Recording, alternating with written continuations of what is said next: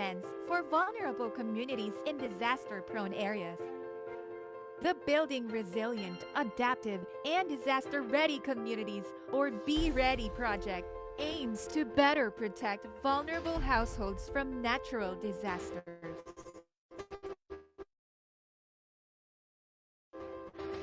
To enhance community resilience, Be Ready is combining two innovations.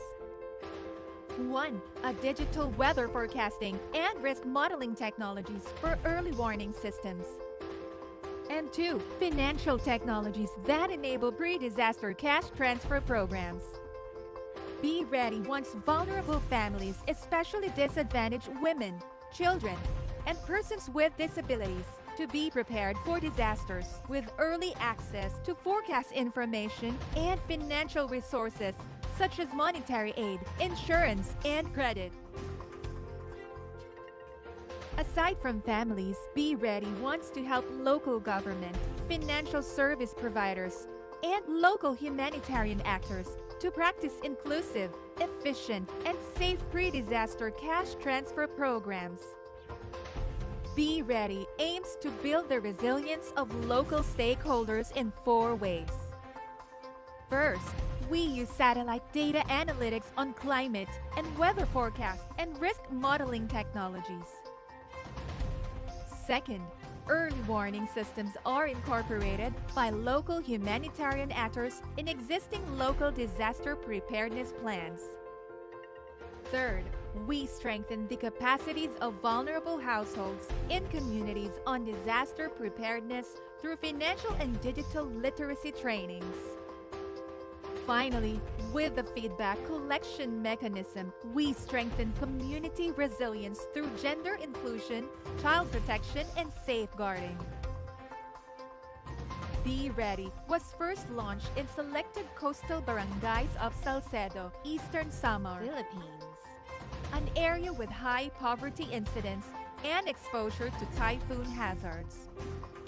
More than a dozen small to medium merchants and sari-sari store owners were trained as community-based financial service providers or money-in, money-out centers to expand access to payment or disbursement channels before emergency or disasters.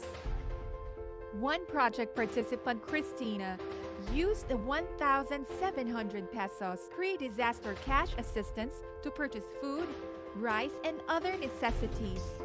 Her family was also able to buy medicines needed to tend a sick family member at that time.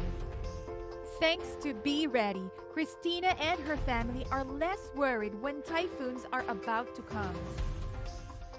Be Ready, strengthening the culture of preparedness through innovative forward thinking.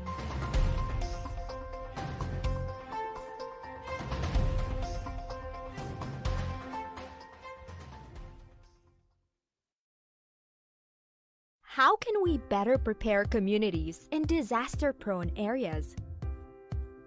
To enhance community resilience and disaster preparedness, the Building Resilient, Adaptive, and Disaster-Ready Communities, or Be Ready, was implemented in 9 villages of Salcedo, a coastal municipality in Eastern Samar, Philippines, prone to typhoon, flooding, and storm surges. Be Ready combines weather forecasting and financial technologies so families who need it the most can receive mobile cash transfers quickly and safely, even before a disaster happens. Be Ready was made possible by a consortium composed of the local civil society, financial technology companies, science-based and international non-government organizations. In 2 years, over 2,000 household heads and decision makers, of which more than half are women, signed up for Be Ready and created mobile wallet accounts. Successfully verified users received iAfford, a prepaid Visa debit card. To help with better money management habits and mobile phone use, Be Ready project participants received financial literacy and data privacy trainings.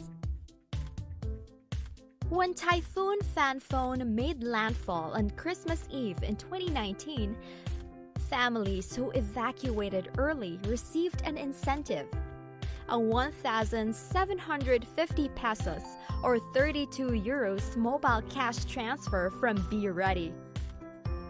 This amount is equivalent to about 5 days' worth of food or daily minimum wage in Salcedo. To ensure Be Ready cash transfers are easily spent on essentials, over a dozen small store owners received assistance from PayMaya on how to be a money in, money out center.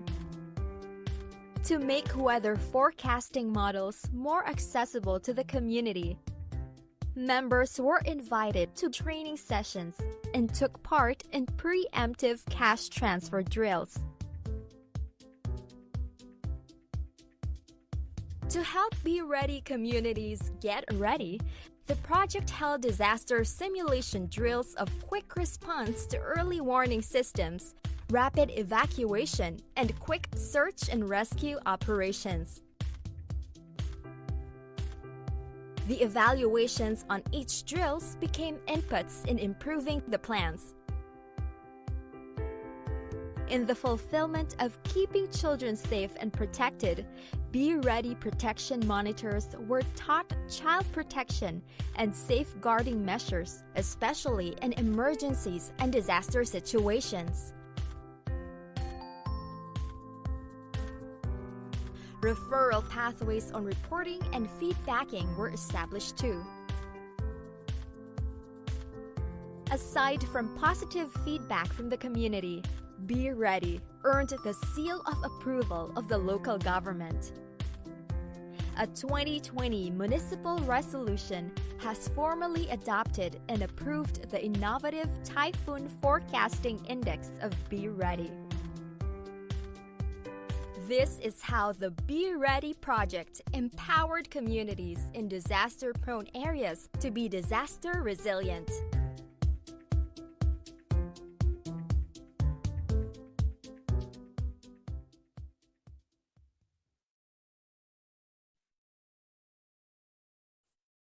Good morning, everyone, and welcome to Resilient Future, a town hall discussion on disaster resilience in the Philippines. I am Christine Sabilio, Media Officer of Oxfam Pilipinas, and today we will be showcasing the best practices when it comes to disaster resilience, from anticipatory action to even renewable energy. You know, when we talk about Filipino resilience, it's often romanticized to the point that people assume that we can weather any storm. But what really does resilience mean? Is it just being able to bounce back quickly from a calamity? Does it include the ability to withstand vulnerabilities and uncertainties? Or is there more to it? Some people think it's innate, a quality or ability that we just have just because we're Filipinos. But we can also argue that it's something that we can learn and that there are ways to improve our resilience in a way that would reduce risk and losses. This includes being aware of actions we need to do before, during, and after a disaster. There are so many things we can talk about on this subject. And so we are very grateful to have with us experts and leaders who will be sharing the best practices in the country when it comes to disaster resilience.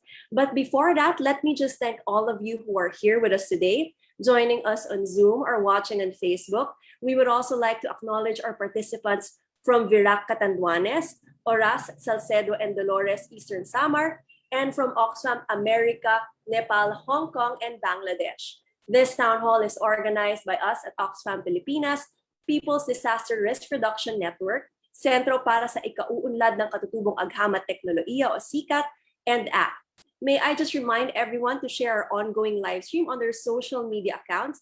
And if you're posting about us, don't forget to tag us and use our hashtags including ResilientFuturePH. So just a few house rules before we start with our speakers.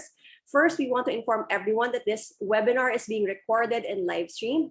Be sure to mute your microphones, especially while our speakers are talking, and use the chat box to ask your questions and insights.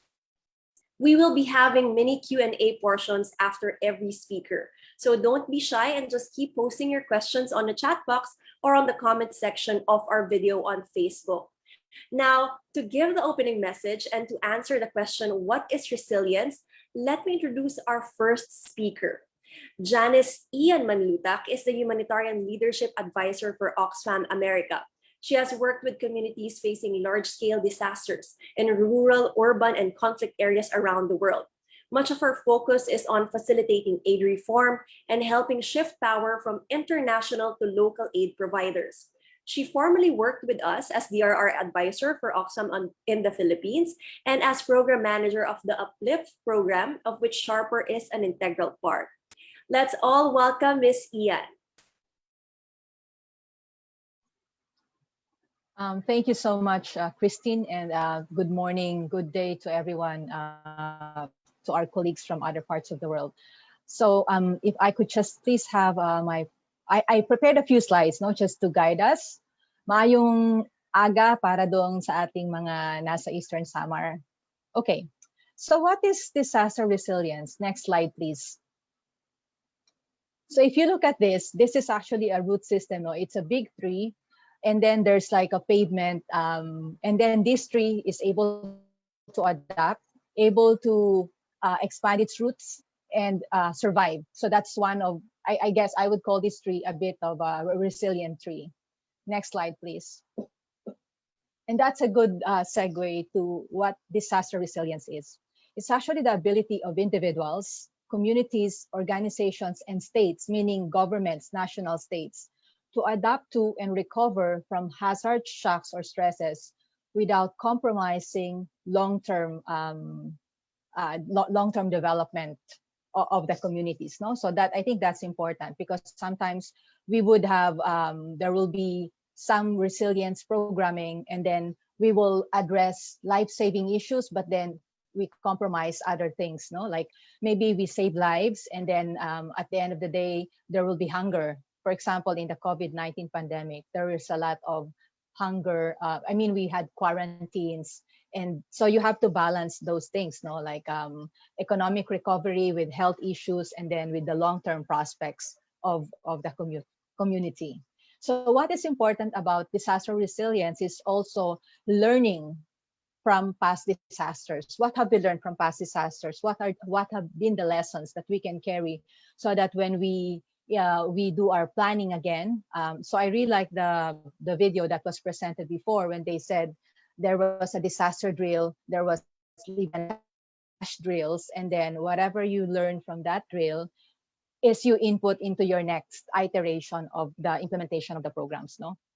So next slide, please.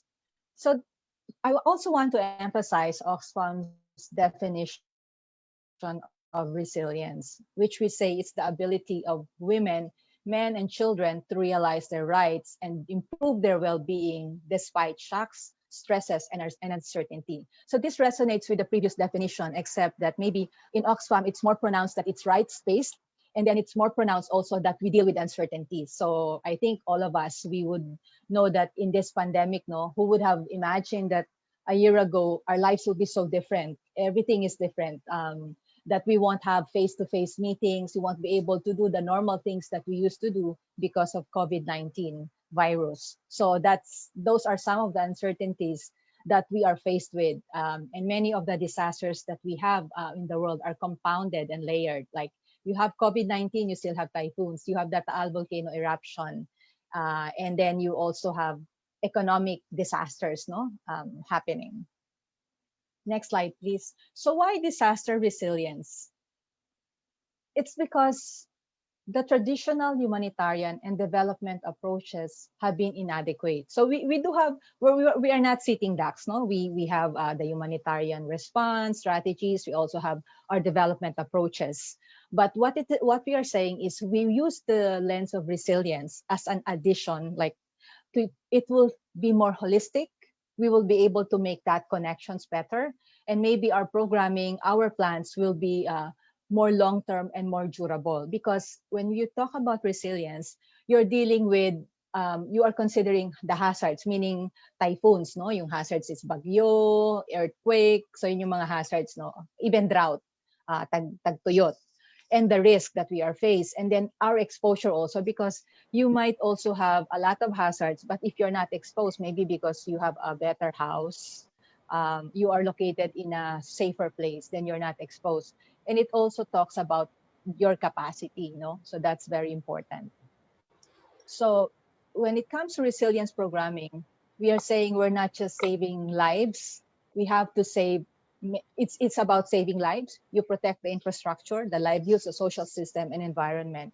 And I also want to emphasize that when you talk about disaster resilience, you have to dig deeper about things like deep-seated inequality, gender inequality, issues of marginalization, because you can have, say, what if in your municipality or your city, 10% of your people are so rich, but 90% of the people are not rich and able to adapt or deal with disasters, then as a community, you are also not safe, no? You are still in trouble.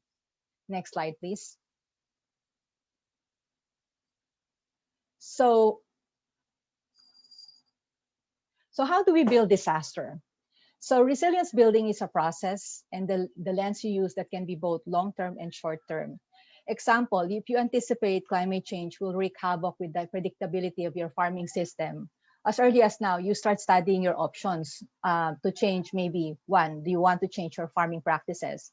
Change the kind of crops that you plant to make it more adaptive to the climate variabilities, no? Pagbabago ng weather. Baka hindi coconut yon. Baka ibang klaseng, baka magkaroon ka ng ng monocropping, hindi, ng diversified cropping, no? Or baka then by this time you are also teaching your constituents, if farming is no longer viable, maybe you diversify your industry. So meron kang farming, but you also have other businesses, no, that you start people adapting to. So and then take example, the COVID example, no? What is revealing is that our health system is very unequal. And if we do not address the needs of the poorest, we can never recover as a country. This has really set us back in terms of development gains. Yung DBM target natin ng GDP has been decreased this year. And then, for example, if we are one of the biggest producers of migrant workers in the world, no? But because of the late vaccination, this is making us less competitive in the international market. So those kind of things. And then that's why it's good that our next presenters will be doing some reimagining of our development pathways, and will be providing us with different, how do we adapt, how to become more resilient with anticipatory finance, with insurance. Maybe we should be less dependent on fossil fuels, and we should be doing renewable energy. So those kinds of things. Next slide, please. And just time check, how many, do I have 2 minutes left or? Okay. So this is important, no? I think this is about local humanitarian leadership and the power vested in the LGUs. I'm sure you are familiar with the People's Survival Fund, the RA 10121, which is the disaster bill of the country, and then all the local humanitarian leadership. We're talking about Grand Bargain and Charter for Change. But today, I just really want to point out Executive Order 138, which is the Mandanas ruling. And this will really, I think, if implemented right, will be a game changer for local government units, because this ruling signed into law last June 1, 2021 by President Duterte is saying that the computation of national taxes, except those accruing for special purposes, will form the base of money that will be given to LGUs. Because the idea is that everything will be devolved, basic services, all the facilities, because in recognition that it's the LGU who are the frontliners, who are really at the forefront of developing, providing services to their constituency. So this means that by FY 2022, next year, there will be a substantial increase of money, of taxes going to the local government units. And this is where you can really plan your facilities. Maybe like what Dennis will be presenting today, maybe get an insurance, no? Like have some be ready type of insurance also in your communities, and other things that you can plan on a long-term basis, addressing deep-seated poverty and inequalities, and then making sure that you improve early warning systems and all those things. So you straddle the spectrum of development, humanitarian, and recovery, no? To really have improve the well-being of your constituency. Next slide, please. So please read the Executive Order 138. I'm sure the LGUs have done this. Next slide. So I just want to, these people really inspired me. I'm sure you recognize most of these people, no? So let's start with the lady on the left. This is Patreng Non, and she has started the community pantries. So what I really like about this type of leadership, it was very local. It started with a street in Maginhawa in Quezon City, and it galvanized the country nationwide. There were many community pantries, and it really helped people. Why was it? Why did it happen? It's part of resilience building. It was easy to follow. It was very relatable. So people connected with that idea that we're in this together, no? So we have to help each other out. And then, of course, at the bottom, this is Mayor Marcy Teodoro. I'm from Marikina City. I feel so lucky that I live in this city and I have a mayor like Mayor Marcy. He's among those people who anticipated that we needed COVID-19 mass testing. We needed storage facilities for the vaccines. That he also put an economic recovery program long before people were talking about vaccines, no, for the city of Marikina. He wanted to vaccinate all our employees first so that we can recover, so that we can start businesses. So that really, very holistic approach to the pandemic. And of course, we are flood prone. We have disasters happening, and he didn't forget about that. And of course, the other guy on the left is 30-year-old Vico Soto, the mayor, a very young mayor. And in the year of his governance, already he's ended contractualization in Pasig. I think he's doing a lot of good leadership and really improving the lives of his constituencies, right? Okay. And last, so I'm almost done. So you recognize this guy. I think he's one of our speakers today. In this picture is Mayor Melchor Melgar of Salcedo Municipality. In this picture, we were in Boston, no? He was presenting to a bunch of donors from Oxfam US and supporters. And I really like Mayor Mel because he's able to galvanize resources and inspire people, no? Salcedo is a fifth class municipality, but if you look at that, it has done so much. It has improved so much because of the way Mayor Mel is able to connect and think of disaster resilience in a holistic manner. He connected different partners, NGOs, LGUs, international actors, non-government, technical people to help his municipality. Last slide, please. Next one.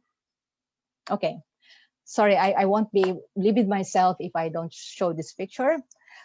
So resilience building is a bit like preparing for the Olympic Games. We have the privilege of having Hidilyn Diaz win the Olympic gold for the first time for the Philippines. And if you look at her history, how she did that, all the tribulations, all the things that she had to go through, that's an example of resilience building. So I hope we are inspired by her story and all the local leaders that I have just showed a while ago to build our disaster resilience. So thanks everyone, and I hope you have a good session today. Thank you very much, Ms. Ian. That was very insightful, and it's important to go back to what you said about how traditional humanitarian and leadership approaches have been deemed inadequate. And we're seeing now really good innovations when it comes to disaster resilience. We now have a few minutes to answer some questions for Ms. Ian. Let me just check our chat box. I found quite interesting. You mentioned your examples of local leadership here in the Philippines, and the community pantries are a good example. And it's very inspiring to see these examples despite everything that we've gone through with the COVID pandemic. And I saw your examples of leaders as well. And it seems that local humanitarian leadership is also also equates to good governance, right? And that's related to one of our questions that came in.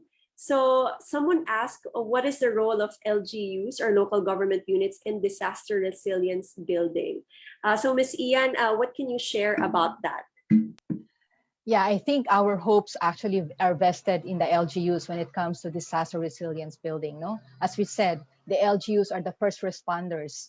So they're not only the first responders, but they're actually the ones who will be able to address the issues, no? Because every day they see it. Like, for example, what is the biggest risk in the municipality of Salcedo? What is the biggest risk in Catanduanes? They would have that analysis and context mastery.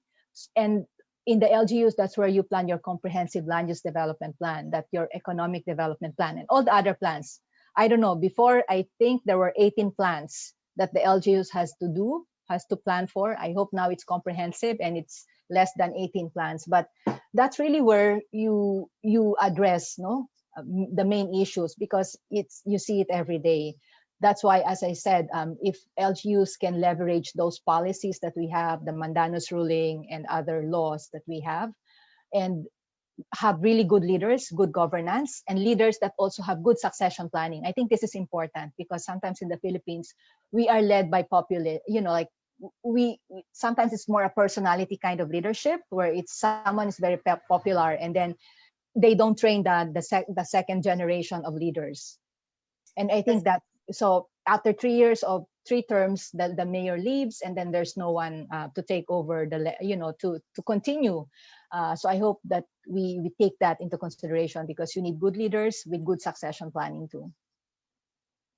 That's a very good insight, especially with the elections upcoming here in the Philippines. We really should be choosing leaders who are, local humanitarian leaders, and who actually support the interests of the public. There's another question here.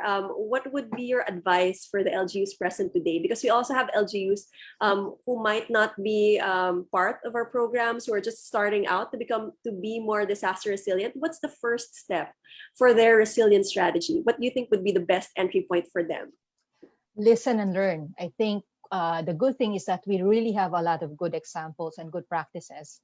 I think some of them will be presented today, So sometimes you don't have to reinvent the wheel. If you see something happening good in that municipality X, adapt it, So I think that's how we should be competing by adapting good practices, It's like parang software. You get, this one is good.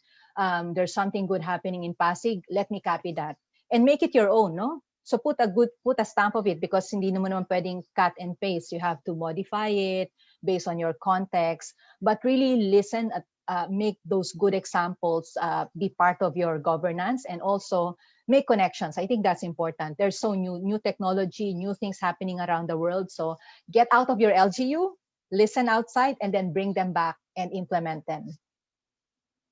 Thank you. So we have one last question for you. Someone asked, how can international community build solidarity for disaster resilience advocacy? I think that's very helpful coming from you as well, having worked with us in the Philippines and working with Oxfam America now. Okay, that's a great question. So there are international actors, like Oxfam is an international actor, the UN is an international actor, and even academic institutions and all of those things. I think what is important is what the capacities are of the international actors are, and what do you need, and you match them, but you decide what you need. And you don't get taken over, because at the end of the day, it's like there's this expertise happening, or international aid. Let's admit it. If we're a poor country or a poor municipality, maybe our resources are not enough to help our communities. So maybe we need external help. And then there will be in solidarity with international actors, but you should be able to direct what do you need, how they can help you, hindi lang tanggap ng tanggap. Do you know what I mean? Because sometimes we say, there's some money in that, and then they're going to give us lots of money. Let's accept them. But what is that money for? Or what is that resources for? You need to be able to direct that. Because sometimes, minsan tayo ng malaking pera lang eh. For example, last example for me, Tanay Municipality. There was a big multinational company going into Tanay Municipality wanting to invest. But the Tanay said no, because it's not aligned to their strategic plan, because they know that Tanay is more of environment, resort type of development. No? They don't want to cut trees. They want to preserve their environment.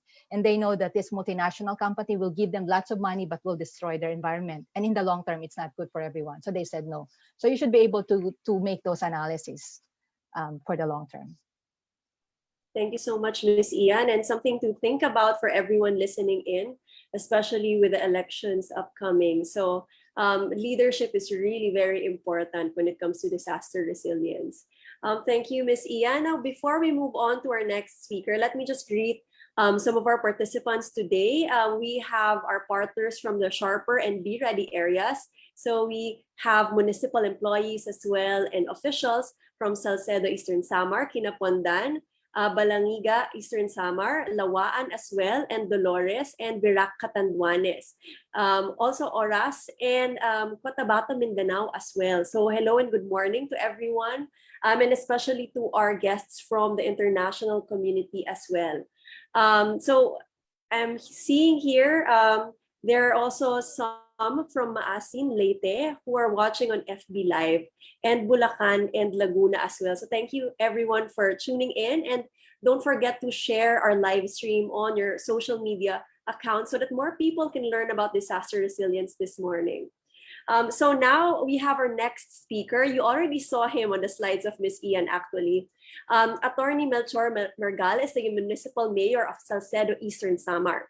During his term as mayor from 2016 to 2019, the local government unit of Salcedo became a four-time awardee for the Seal of Good Local Governance. He was an active student leader, and on top of receiving a degree in Bachelor of Science in Agriculture Education, major in agronomy, he also passed the licensure examination for teachers, and of course, he's also a lawyer.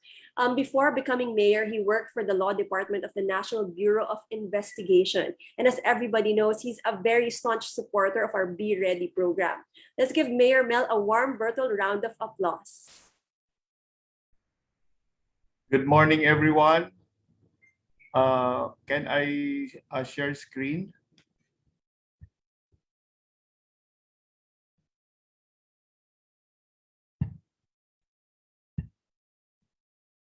Can you see my screen? Yes, Mayor Mel. Maybe we just ask you to make it full screen, but we can see it already.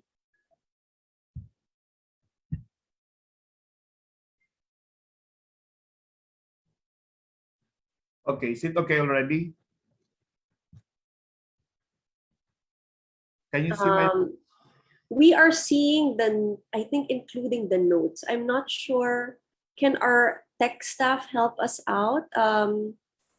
Is this all right? I'm seeing, yeah, there. Thank you so much, Mayor Mel. We can see it now on full screen.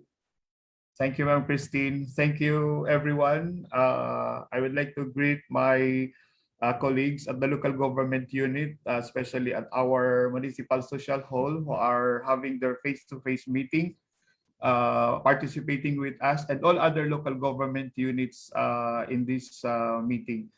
I was tasked by our the consortium to present our tropical cyclone forecasting index, one of our good practices when it comes to anticipatory action in building resilient Philippines.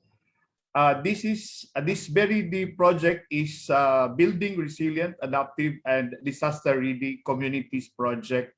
As I said a while ago, this is a consortium of partners, and it is a good project. And as you can see, before I proceed, I would like to present my municipality. Salcedo is a fifth-class municipality with a total population of 22,835. We have 41 villages with 2 islands. We have 5,001 households. We are 137 kilometers from Tacloban City, the regional capital of Region 8. And our major sources of income are farming and fishing. As you can see, our municipality is really surrounded with waters. The Pacific Ocean, as well along the Philippine Sea that is facing the Pacific Ocean, and the Leyte Gulf area. And when the idea of forecast-based financing was presented to me, I felt very excited because it offered a more practical approach that would address our current realities and gaps in disaster response, and would complement the existing policies that we have on disaster risk reduction. Because in my experience, during typhoons and in my 8 years as municipal mayor, I encountered a lot of problems, a lot of risk, especially typhoons.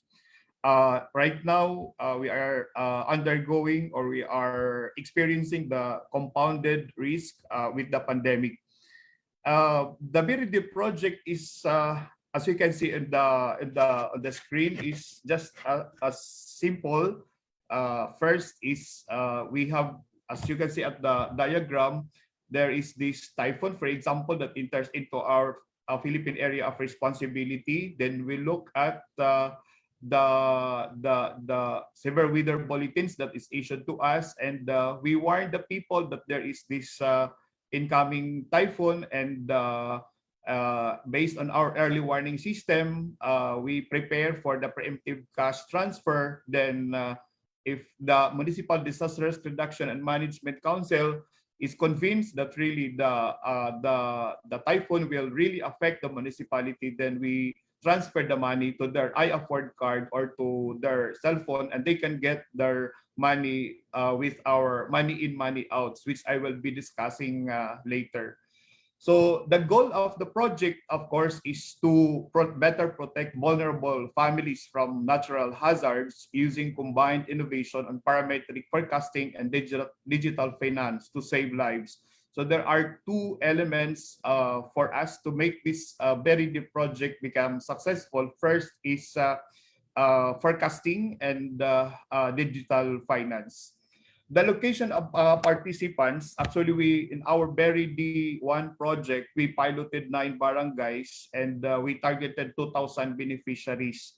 And we already established merchants at the local level,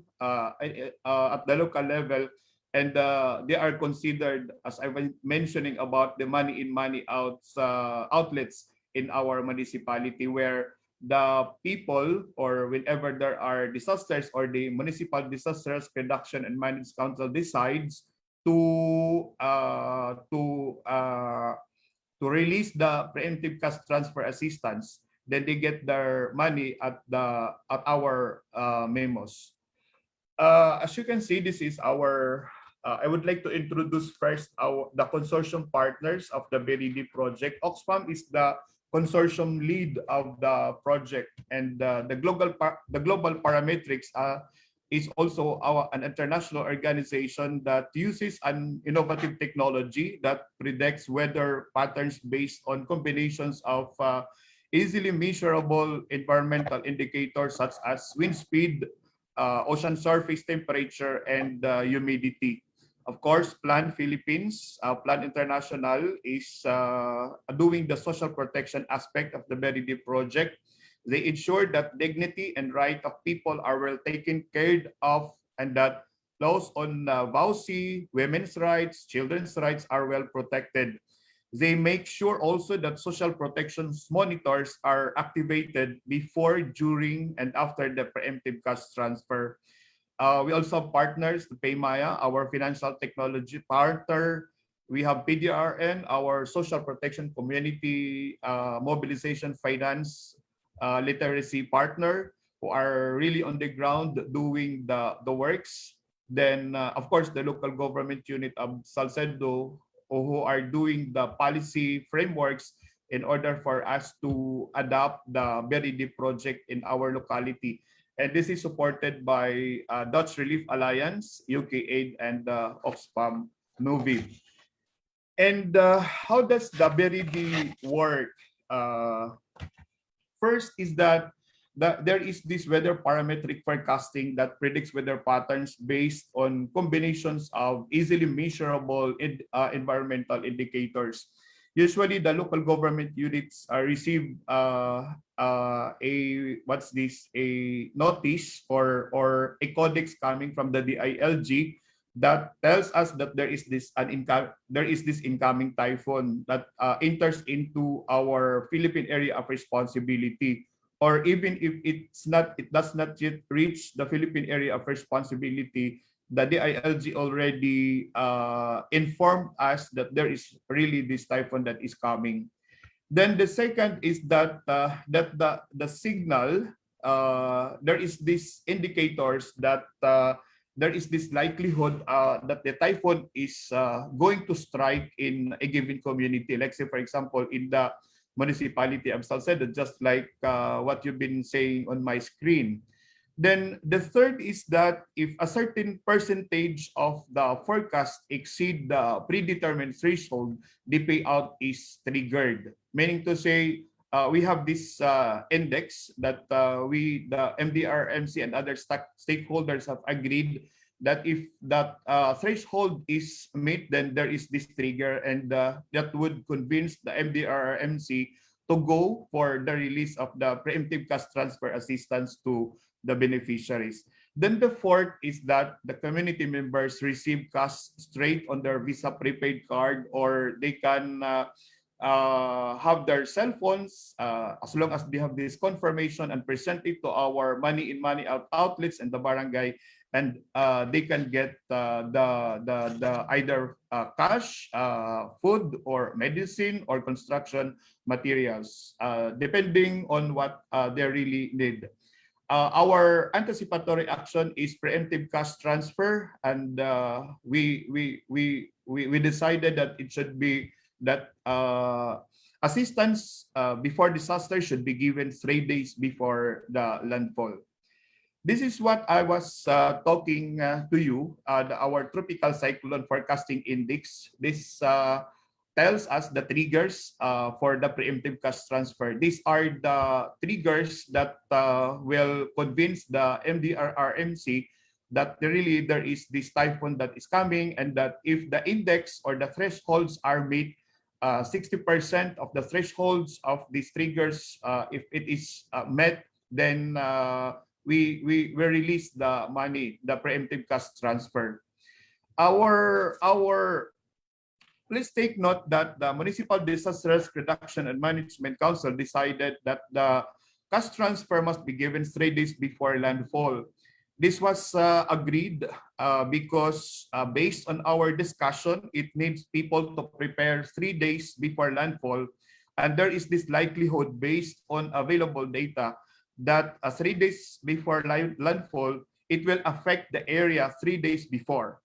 As you may know, 72 hours before the landfall, the Pag-asa keep on telling us or sending us their weather bulletins to the would-be affected municipalities or communities. Like signal number 1, it specifies the localities where it is, or signal number 2, signal number 3, and so on and so forth. Also, please take note that we are using wind speed as our basis, and we will be discussing this as we go along with the triggers. Our triggers actually is composed of 4 elements. We have the forecasts, the exposure, income, and the physical condition of the community. And the next column is the index or the indices that it may be in terms of percentage, number of hours, number of days, and number of months, depending on the element. And opposite to that is the description. Description that tells us that that describes the scenario that we are looking at in order for us to decide for the preemptive cash transfer. Then opposite to the description is the agency that is responsible, or the source of the document, for example, where we will be basing our decision. Let's say, for example, in the Pag-asa, usually our basis there is the bulletin. When it comes to global parametrics, they usually send us a copy of their findings that really there is this typhoon that will be affecting the municipality of Salcedo. So let's say, for example, when we go to the forecast, our index there is 60%, and the description says that the total forecast should agree that there is this likely that the typhoon will affect the municipality. Meaning to say, if there are 10 forecasts, the 60% or 6 forecasts of those 10 forecasts should agree that the municipality of Salcedo will be affected. So if there is this 60% index, meaning to say we met the trigger.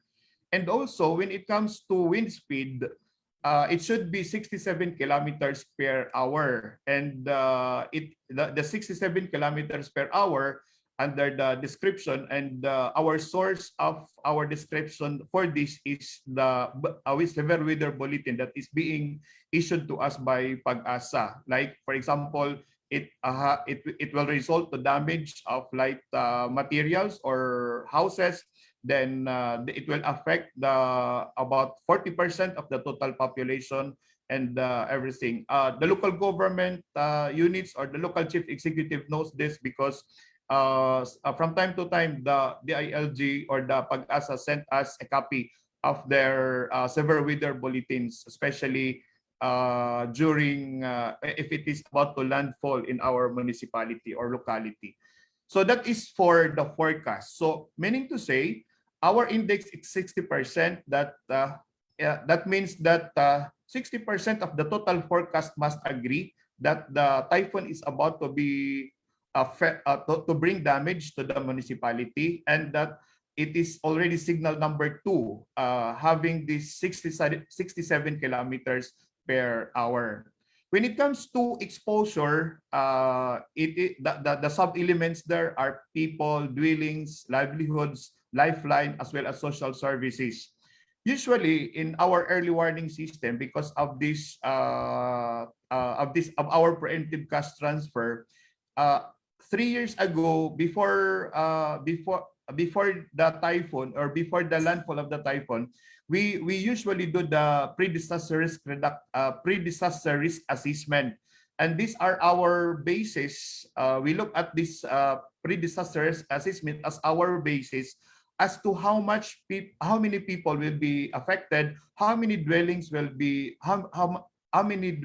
affected, and how many households will be affected in terms of their livelihood, and how many hours that their livelihoods will be disrupted. So as regards to exposure, we are basing our decision based on the pre-disaster risk assessment.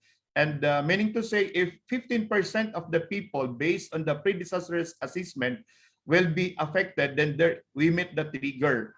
And if 40% of the dwellings will be affected, then we meet the trigger. And that means that would suffice for us to decide, for the MDRRMC to decide that we have to release the preemptive cash transfer. The same with the income, as well as the precipitation when it comes to the rain, when it comes to the rain. So those are the triggers. Those are the triggers that aid the Municipal Disaster Risk Reduction and Management Council for them to decide that if we meet 60% of those triggers, that means we have to release the cash assistance to our beneficiaries. Next is how do we do it at the local level? But before that, I would like to share to you the protocols for the preemptive cash transfer. Of course, the purpose of our preemptive cash transfers 3 days before impact is to avoid, if not minimize, the negative impact of typhoon cyclones to the poor as well as vulnerable households by taking preemptive actions to cope using cash as support. It may not be a cash, but because one of the concerns of the constituents is when during the regular assistance is always cash, they're saying that, or always foods, they're saying that very deep project is good because they can decide on what are they going to do with the money, because not all actually needs food as part of their preparation during typhoon. They need medicine. They need construction materials to prop up their houses. They need other things to support them in order for them to prepare for the incoming typhoon. In our preemptive cash, in our very deep project, we have principles, of course, that we are being followed. The first one is the no regret decision and actions.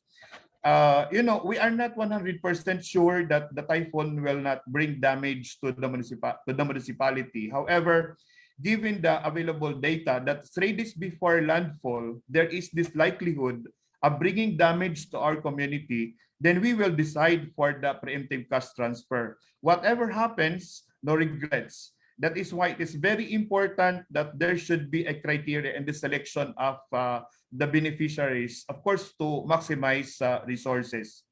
Then scientific forecasting, projections, and anticipation.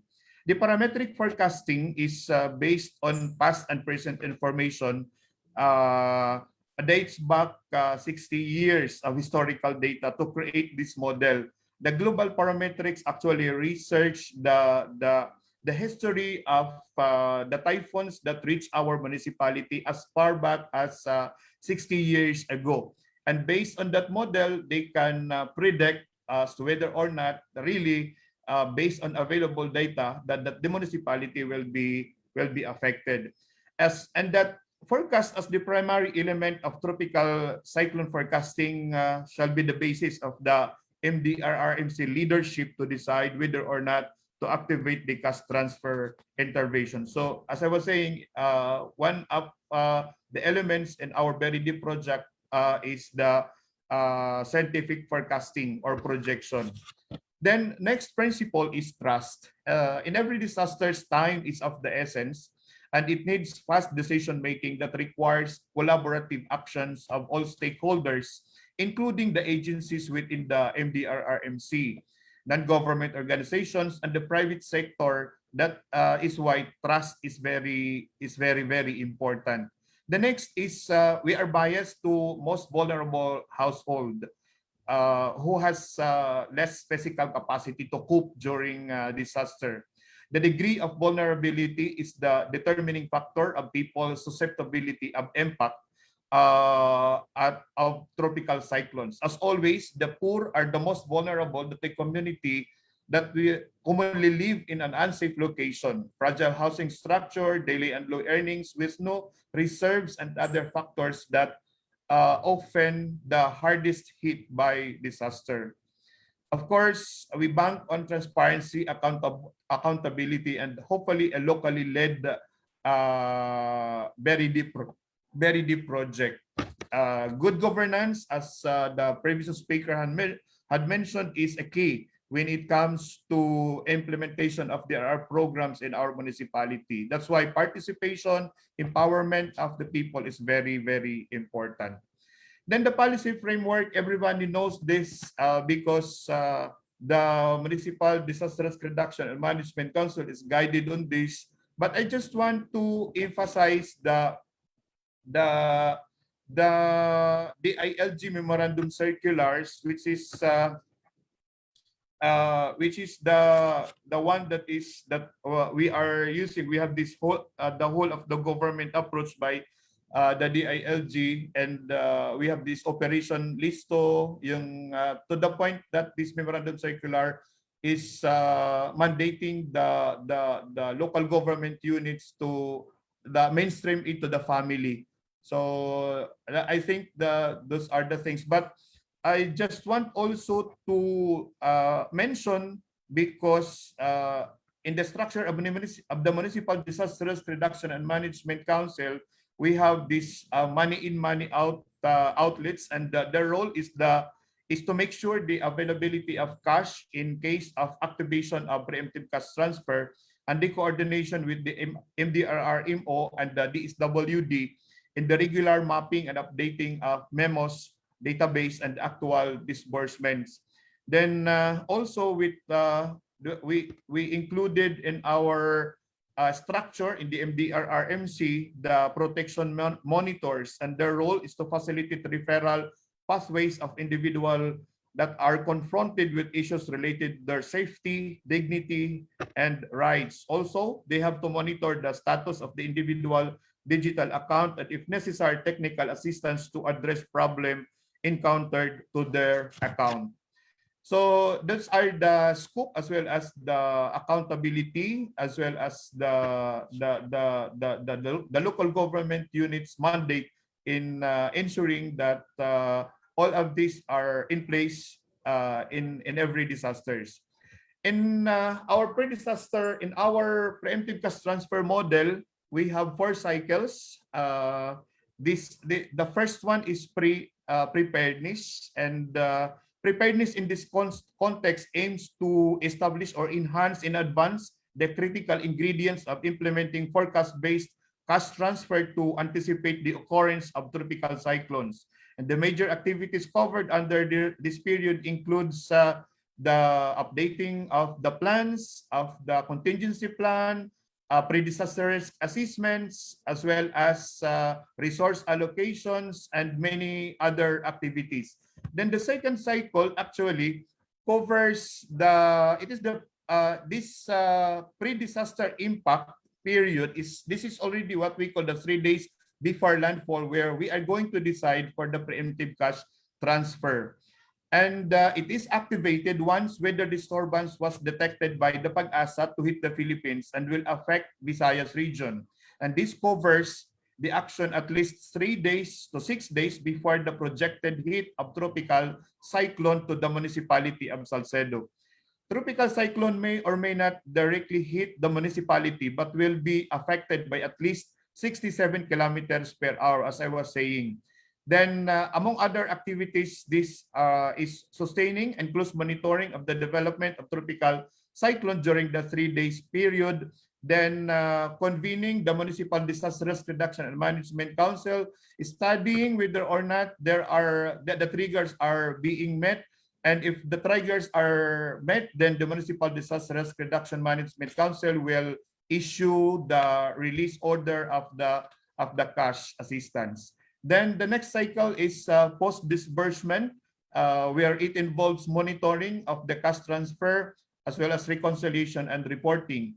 And the last cycle is post-disaster, and it involves evaluation, audit, and learning, as well as improvement maybe of the policies as a result of the disaster. Then we have lessons learned during the implementation of our BERID-1 project. One of our lessons that we learned is that single source of information is not reliable. That is why we have to look at the other forecasters as to whether or not really the information will landfall or will affect the municipality of Salcedo.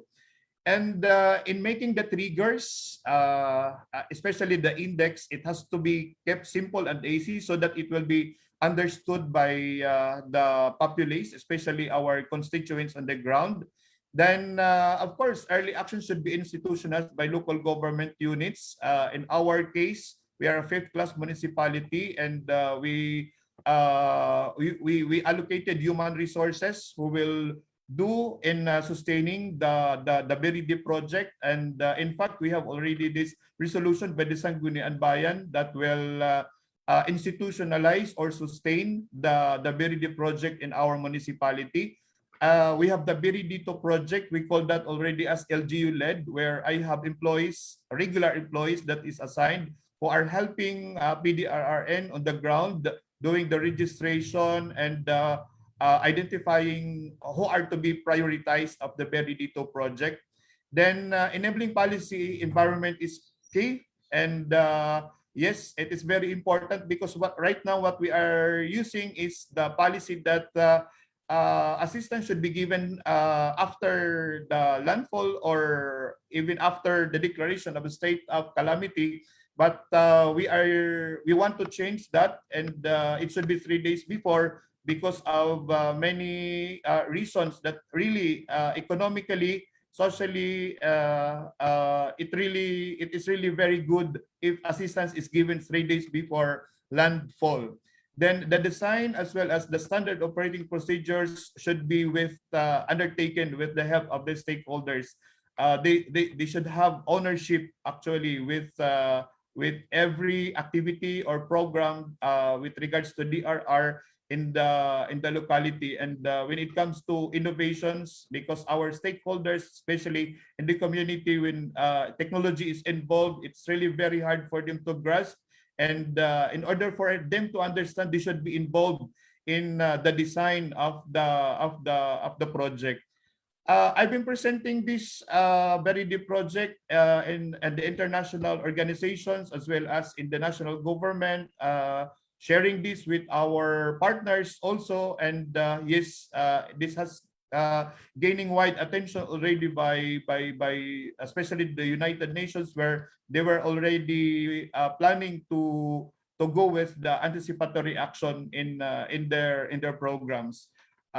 Indeed, BRID model is replicable, and I encourage all other local government units to look at this, because really, indeed, this will help us in our capacity in making our municipalities more resilient.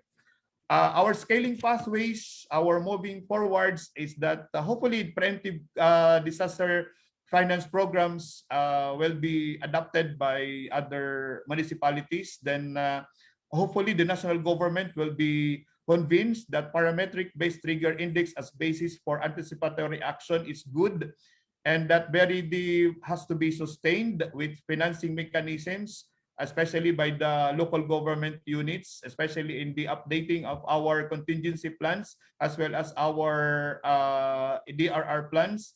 The commercial finance should have a preemptive finance products, and of course, continued improvement of the BRID consortium as part of the global learning community. I know that we have technology that is available. All we have to do is to keep abreast of this technology in order for us to build disaster resilient Philippines.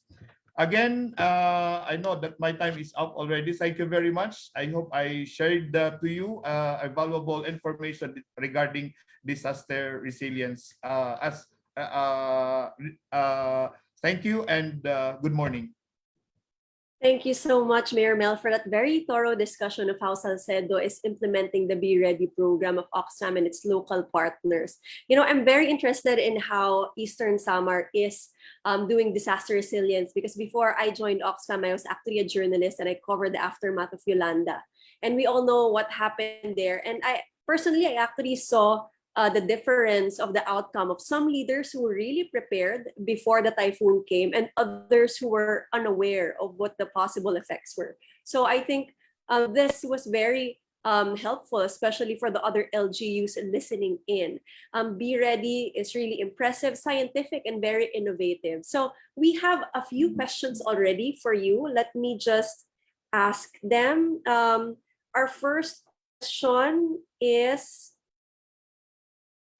so someone is asking Mayor Mel, how important is the role of barangay and municipal leaders to be part of disaster resilience strategy?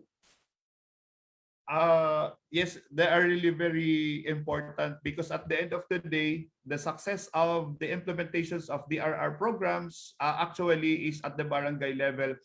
I was with the barangays for a few days ago, having with this meeting with the barangay health emergency responders, telling them that really when it comes to emergencies or even disasters, it is really the barangay that will act on every disaster that is coming. And I am very happy actually. Before the program starts, I have with us the barangay captains who had this what is this quiz bee, and in order for them to determine their capacity, their knowledge about the disaster risk reduction, and they were very happy. They're shouting, and that shows that the barangay captains has this DRR or CCA knowledge, and that they are ready, or they are empowered when it comes to disaster risk resilience. Thank you, Mayor. That's very good to know that our local leaders down to the barangay level are very excited about this as well. Another question for you. Someone is asking, bakit po kayo na-convince na anticipatory action is important? And for many people and leaders, they probably don't know what anticipatory action is, no? Yes, I was convinced because I have undergone a lot of typhoons. My first typhoon was Typhoon Yolanda. And it is really very hard for the local government units to respond. Imagine the transportation, the communication, our human resources are all affected. unlike if the assistance is given before the 3 days before the typhoon, they have this peace of mind, they propped up their houses, they have this medicines, they have this food, and they have this peace of mind that if whatever happens, they are prepared, and that a few days after the typhoon, they can cook their food without having been reached by the local government unit, for example. So it's really very, very, very important. What is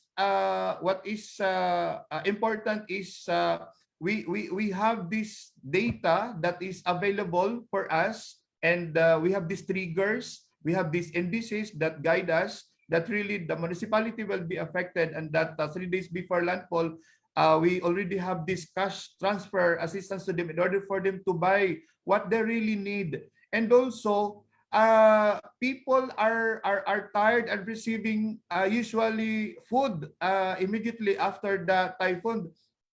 They do not all people need goods or foods. They need medicine, they need construction materials, and they need what they need in order for them to prepare.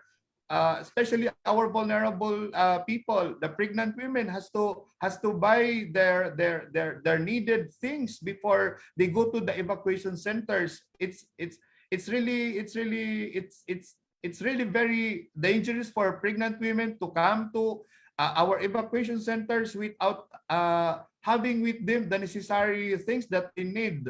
So it's really very good if we give them the preemptive cash assistance so that they can buy their needed things before the landfall or before the disaster. And I think what's great about Be Ready is that we're giving them dignity, right? They're able to prepare for typhoons with dignity. Our last question for you, Mayor. What are the maybe we should be candid about this? You know, what are the advantages as well as the disadvantages of anticipatory action for LGUs when you're planning? I'm sure there are some you can think of. Yeah. The advantage, I guess, is that it increased the capacity of the local government unit as well as the barangay level, because our plans was actually updated, because that is part of our anticipatory action at the preparedness level. Well, we look at the preparations at the barangay level when it comes to pre-disaster risk assessment.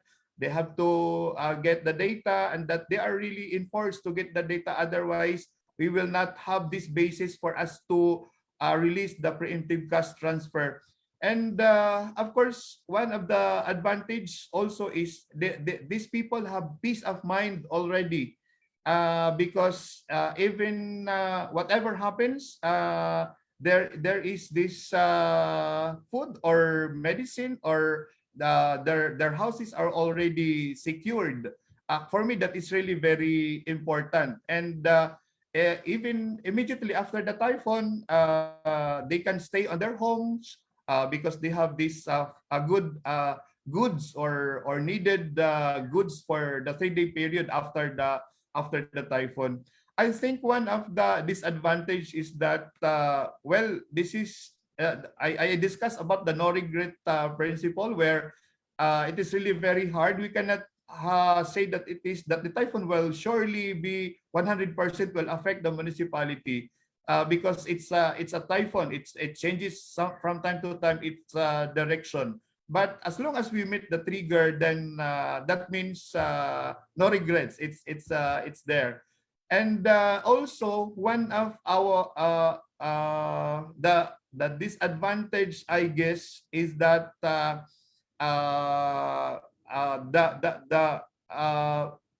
when it comes to the awareness of the people, because let's say, for example, this is technology driven program, and the people has not yet been keep in our locality. I'm speaking about in my locality, where people have this problem about signal connectivity, and their SIM cards were lost. They do not have cell phones and everything. Then they do not have existing money in, money outs in their respective barangays. So that's one of the problems or the challenges that we have. I don't want to say that actually siguro as a disadvantage, but our challenges actually in the implementation of the Veride project. Thank you, sir. I think one thing that would solve the disadvantages is the institutionalization of anticipatory action for all LGUs, in fact. Yes, So that is right. thank you, Mayor, for that. And I hope you can still join us. We'll have open discussions later so that all the speakers can actually ask each other questions. But for now, let me just move on to our next segment. But let me just first greet our FB Live viewers. We have some from Palot, Leyte, Ilocos Norte, Tanawan, Leyte, and Red Cross Navotas as well. Thank you very much for tuning in and keep inviting your friends to listen to us. So before we move on to our next speaker, let me just let us show the video of the alert, Project Alert or Sharper. So Project Alert or Sharper supports communities affected by recurrent disasters in highly vulnerable areas of the Philippines.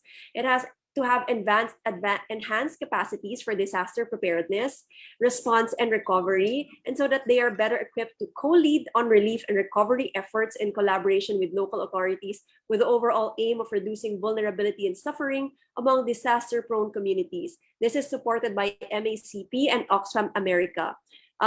Our project objective is capacity building, DRR, and asset protection, and sharing and learning. And some of our partners include PDRN and CCAT, who are also our co-organizers of this forum. Let's play the video.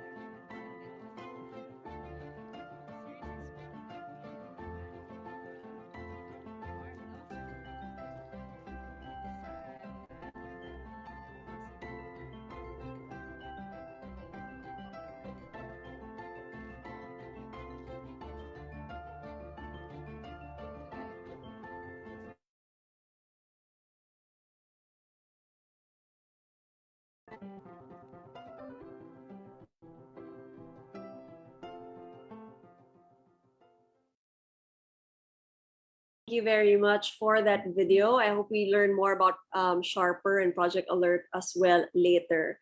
Now, on to our next speaker. Our next speaker is currently the Chief Science Research Specialist of the UP Resilience Institute, or UPRI. It's a known proactive hub to empower Philippine communities with benchmark information vital for effective climate change adaptation and disaster risk reduction. Mr. Dennis De La Torre was also National Policy Expert for Disaster Risk Financing and Insurance of ASEAN. He also worked with the Climate Change Commission as a representative in the Technical Management Group of the NDRRMC. Let's welcome Mr. Dennis De La Torre, who will be talking about asset protection and risk transfer mechanisms. Thank you, Christine. Please allow me to share screen.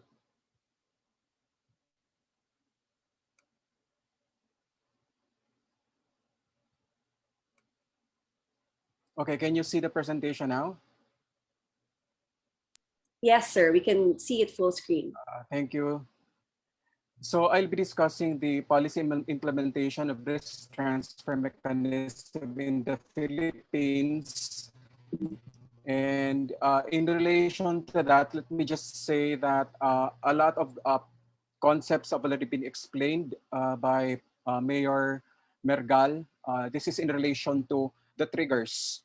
So same concept, except that let me just, okay. Same concept with what was explained by Mayor Mergal. The difference is just that while the cash transfer program for Salcedo focuses on people the risk transfer that was undertaken as a study focuses on property, specifically property insurance. But before that, let me situate you so that everyone can better understand the concept of risk transfer.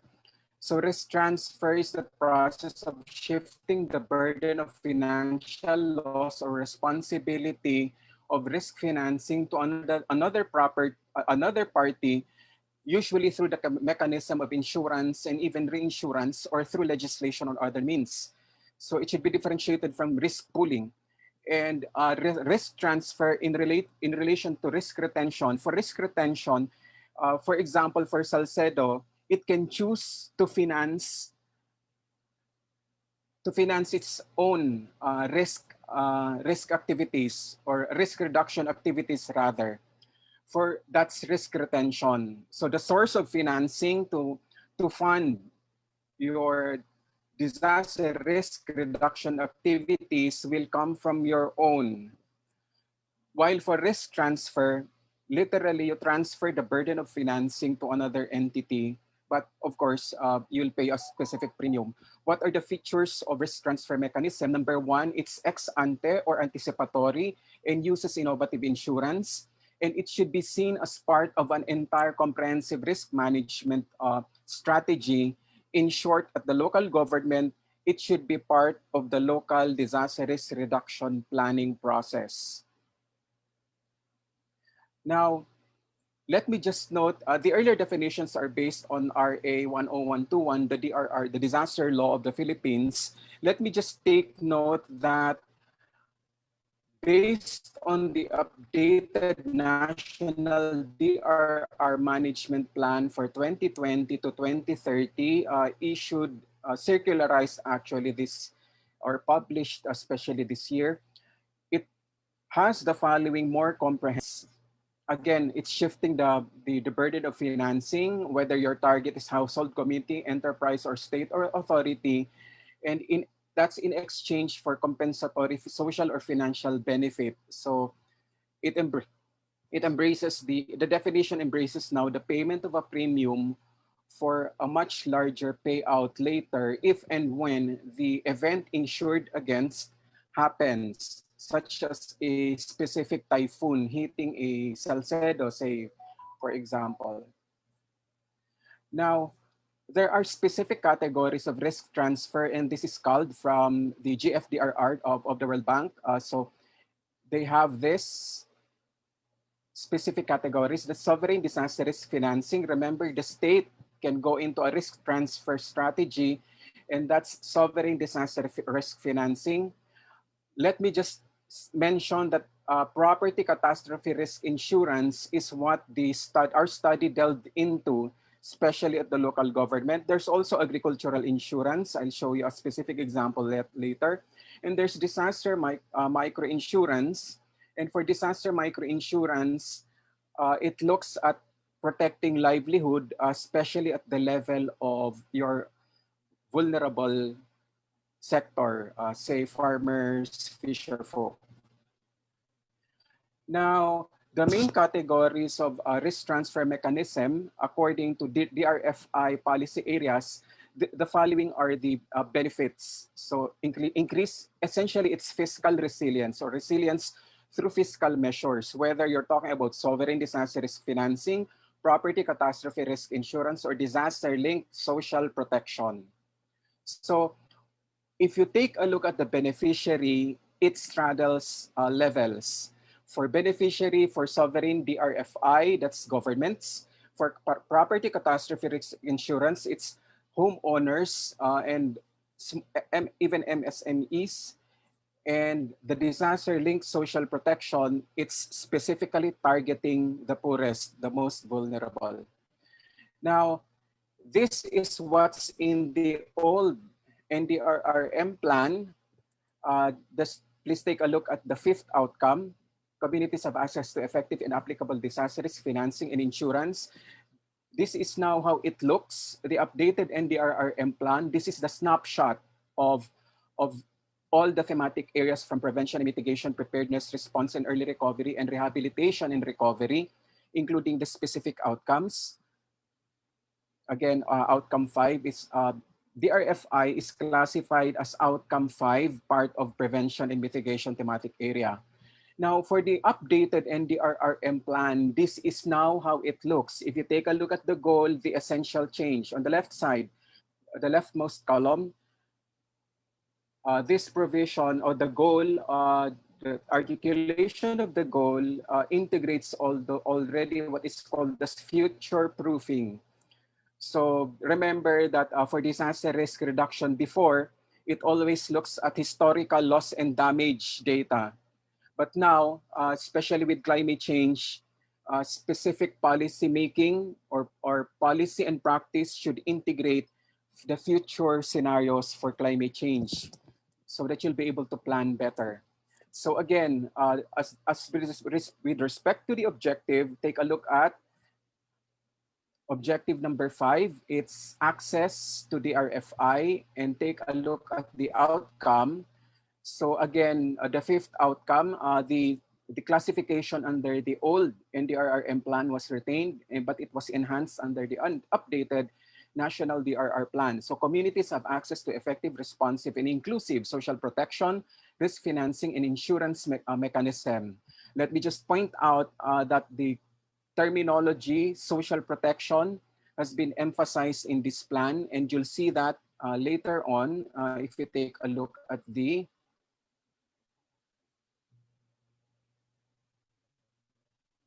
indicators and the specific projects. So let me just point out that 2 specific indicators here in the updated NDRRM plan are on percentage of cities and municipalities provided with access to other risk financing mechanisms by 2022. So that's already in the next presidential term and before the midterm assessment of that presidency. The second other indicator I'd like to point you out to is that the number of new partnerships with financial institutions and insurance company entered into annually to provide this DRFI. So financial institutions and insurance companies. Take note of insurance companies. So it looks at, this indicator looks at the participation of private sector. But just take this early, I just like to, everyone to take note that there are also government-owned or GOCCs, government-owned corporations that are into providing the RFI or insurance. So this is the entire activity plan or a log frame for this specific outcome number 5. Take a look at 5.1.4, promote and develop insurance schemes among the production sector, supply sector, MSMEs, households, responders, and vulnerable groups. Just please take note, I'd like you to take note of the target beneficiaries. So it straddles from people, property, your sectors.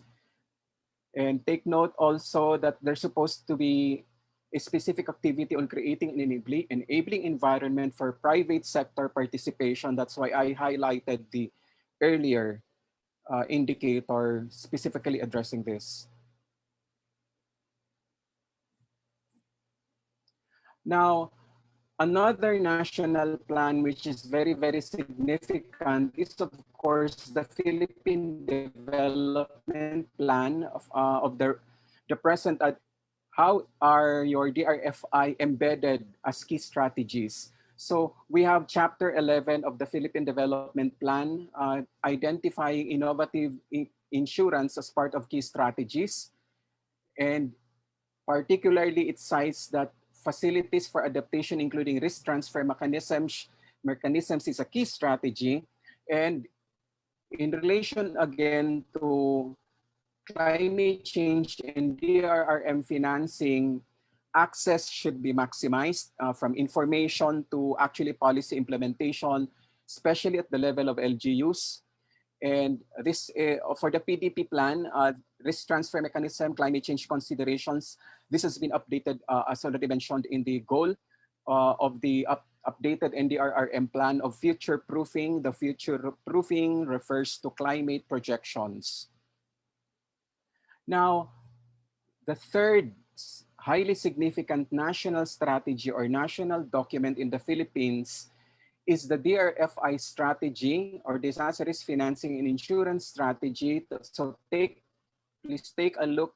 This is an abridged presentation, by the way. It focuses on the local level because there are other specific components, strategic priorities of the DRFI strategy. But since we're discussing the local level, I just extracted the relevant parts. So again, in short, it's fiscal resilience, as if we can summarize the development objectives. For the strategic priority for local level, it's in short, in one word, for local level, access to DRFI. At the individual level, empower poor and vulnerable households. All the theoretically, it's all your at the community level, your vulnerable sectors should become beneficiaries of this risk financing, specifically risk transfer, as a public good. So essentially, at the local level also, with respect to key initiatives under the DRFI strategy, the risk insurance facility must be developed. There must be pooling of local government calamity funds. So remember the earlier, there's risk transfer. Well, strictly speaking, risk transfer is different from risk pooling. Because for risk pooling, literally, say 10 local government units decide to pull together and contribute to a common fund. And then they'll have to come up with a contract or an agreement among themselves how to distribute the pool if and when a disaster hits. So at the local level, one key initiative is to insure public assets. And at the individual level, broadening private property catastrophe insurance and microinsurance coverage.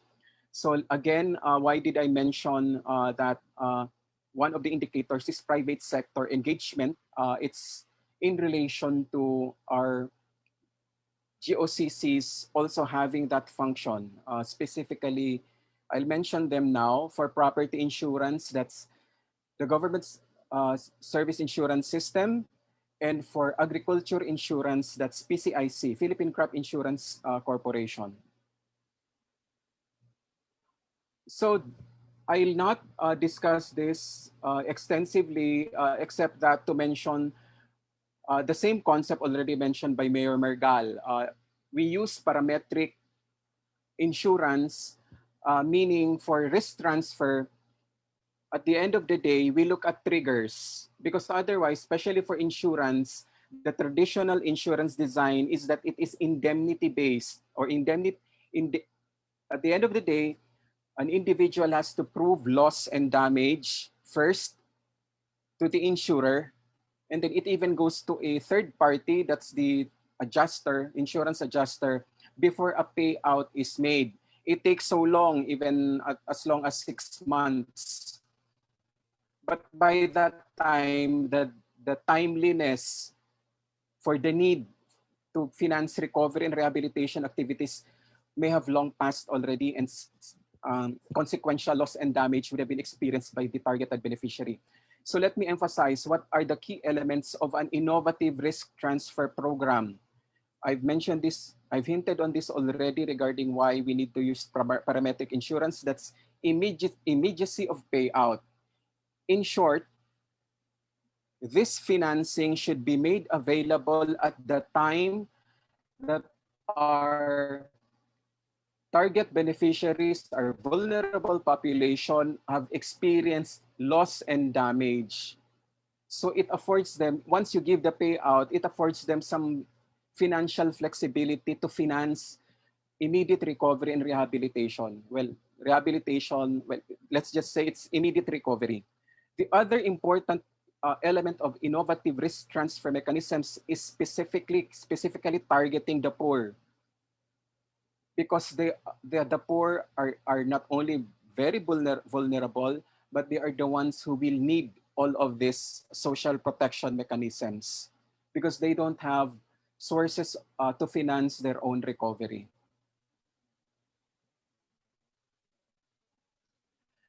Now, you've seen elements of risk layering. Let me just simplify what layering means. Risk layering is ensuring that you have a full financial arsenal against all the risks. Because imagine if you're in a municipality, there will be floods, disasters, loss and damage will affect so many of your stakeholders. For each of your stakeholder, which might have a different exposure, a different sensitivity, you have to ensure that you have the proper financing arsenal to help all those, well, hopefully all those who have suffered loss and damage due to a disaster. So again, what is risk layering? It's ensuring that you have a full arsenal of financing interventions to help all of your stakeholders, all your vulnerable sectors who have suffered loss and damage. This is an example of the national level risk financing strategy as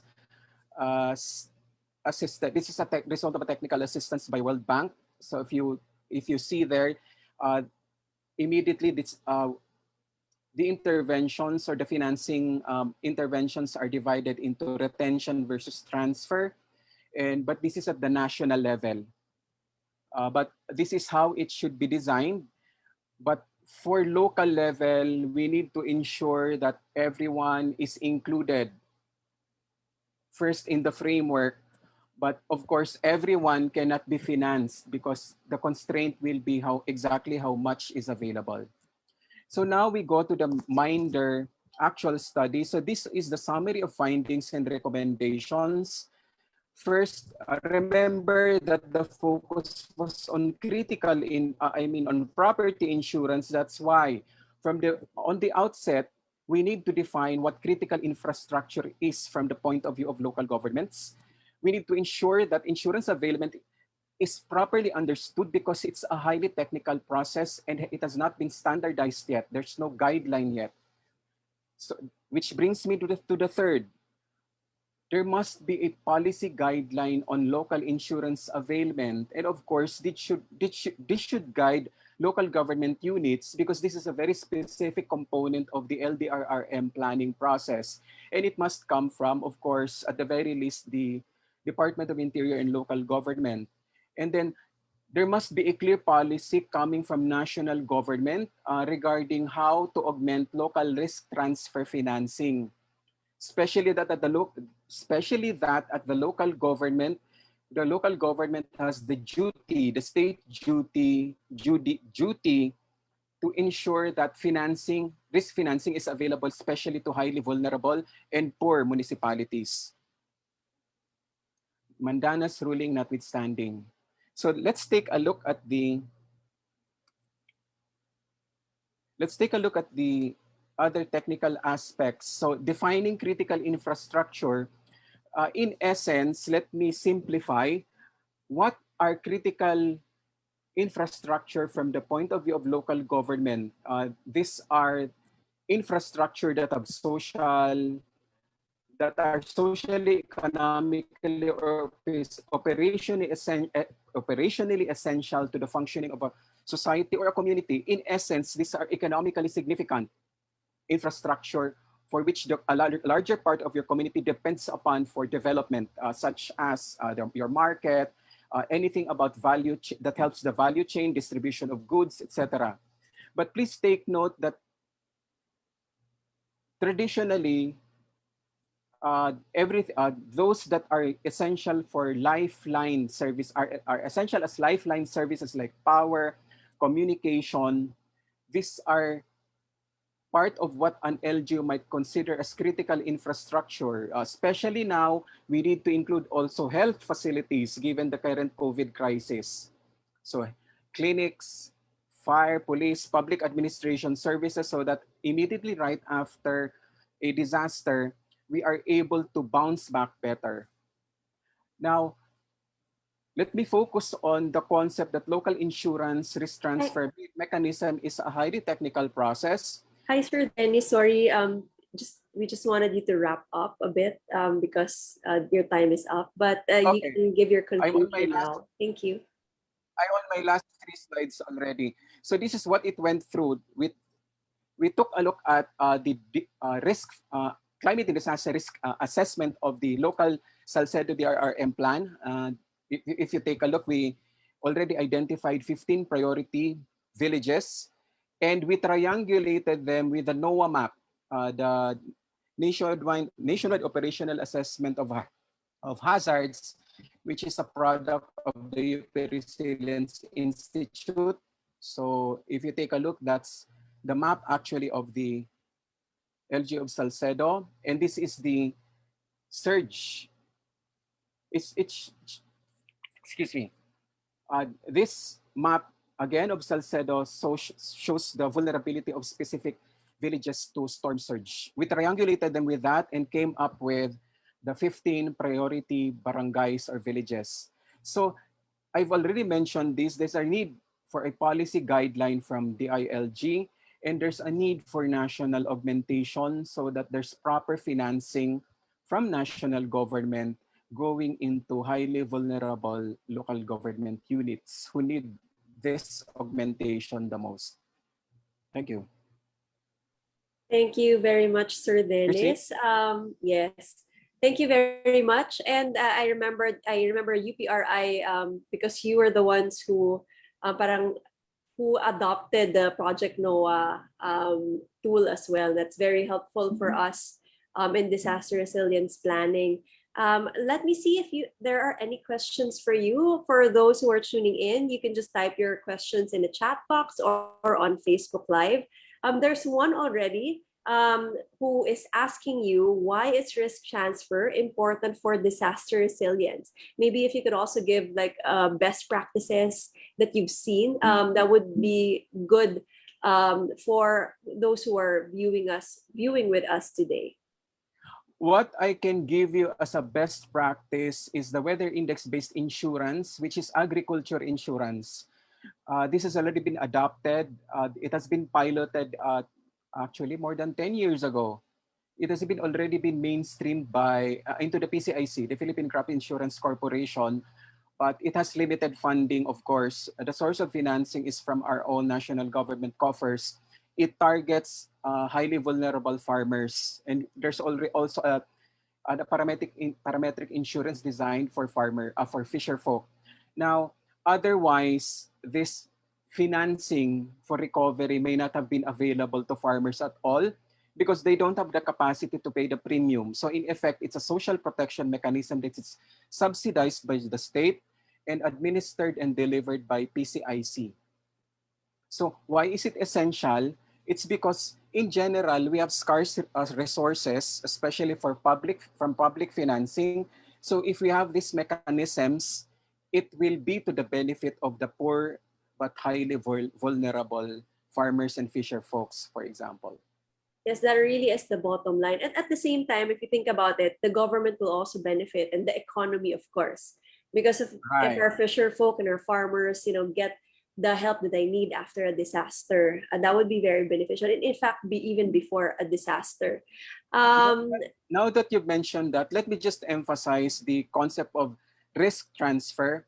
It means from the point of view of financing, you are able to get additional financing outside of government and from the private sector through the insurance mechanism. Yes, thank you so much, Sir Dennis. I'm sure other speakers will have questions for you as well during the open discussion later. If there are no other questions for Sir Dennis right now, you can still put your questions in the chat box and perhaps our speakers can answer them there as well. We just wanted to, before we move on to our next presentation, we just wanted to greet those who are watching with us today. We have the Dolores MDRMO, Mr. Manuel Catuday, so a special shout out to him. And we also have viewers on FB Live from Quezon City and Western Samar.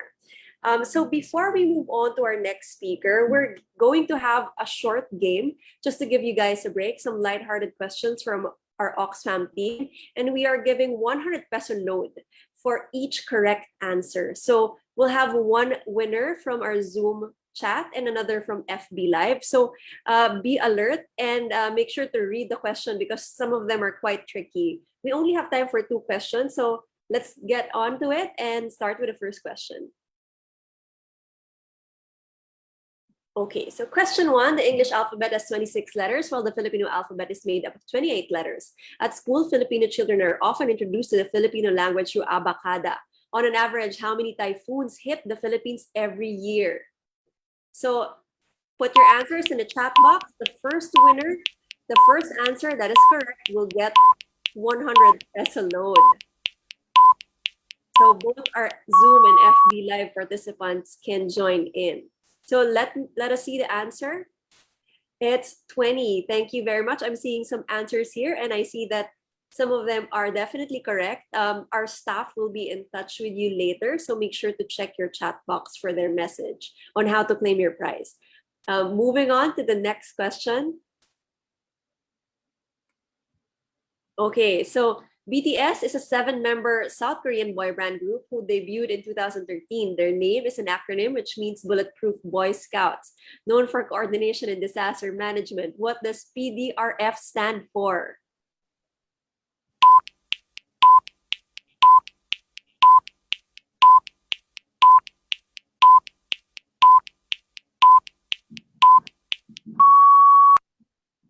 Okay, what's the answer? Can we see? It's Philippine Disaster Resilience Foundation. So I'm seeing answers as well in our chat box. Congratulations to the winners of our 2 questions. Unfortunately, we don't have time for more, but our staff will be contacting you later. So be sure to check your chat box for any messages coming from them on how to claim your prizes. Let me also remind our audience to share our webinar today and tag us, use our hashtag ResilientFuturePH to let others know what we are doing to improve our country's resiliency. So let's move on to our next speaker. So our next speaker is currently the head of the Provincial Disaster Risk Reduction and Management Office of Southern Leyte. And he has a long track record in disaster management, be it earthquakes, volcanic eruptions, typhoons, and storm surges. He is also a capacity building expert and an early recovery and post-disaster intervention manager. He holds several master's degrees in management development, public safety, crisis, and disaster risk management and education. He is also a candidate for Doctor of Philosophy. Let's all welcome Mr. Danilo Atienza. Yes, good morning to everyone. Morning, Christine, and thank you very much. And please allow me to share screen. Sir Danilo, your presentation is already on the screen. I think our staff has queued it already. Okay, thank you very much.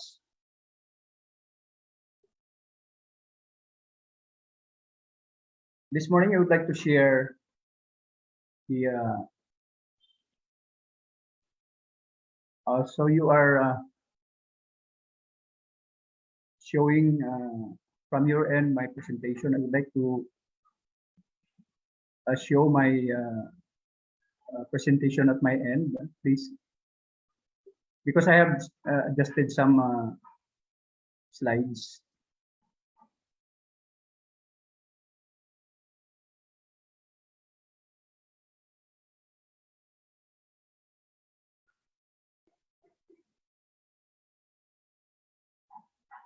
Okay, thank you very much. So I'd like to share to you the disaster risk reduction management Southern Leyte experience. Of course, my experience also on how to advocate and implement disaster risk reduction and management and make people, vulnerable communities, resilient from the impact of disaster in Southern Leyte. So based on UN's global report, Philippines ranked the 3rd most disaster-prone countries in the world. Just to give you some initial information,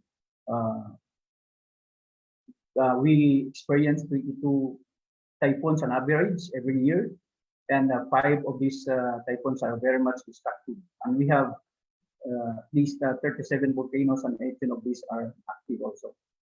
In 2019, Climate Change Vulnerability Index ranked Philippines as the 6th out of 170 countries to be the most high risk in climate change for the next 10 years. And our country is also within the western rim of the Pacific rim of fire, or segment of the Pacific ring of fire, the most active part of the Earth, characterized by an ocean encircling belt of active volcanoes and earthquake generators. And aside from that, Philippines do have also active faults and trenches. It crisscross from north to south. In fact, in southern Leyte, in my province, it crisscross also in all of the municipalities and one city.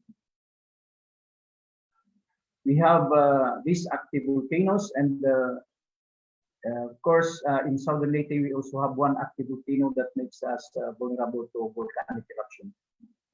And the government's response to this challenge is with the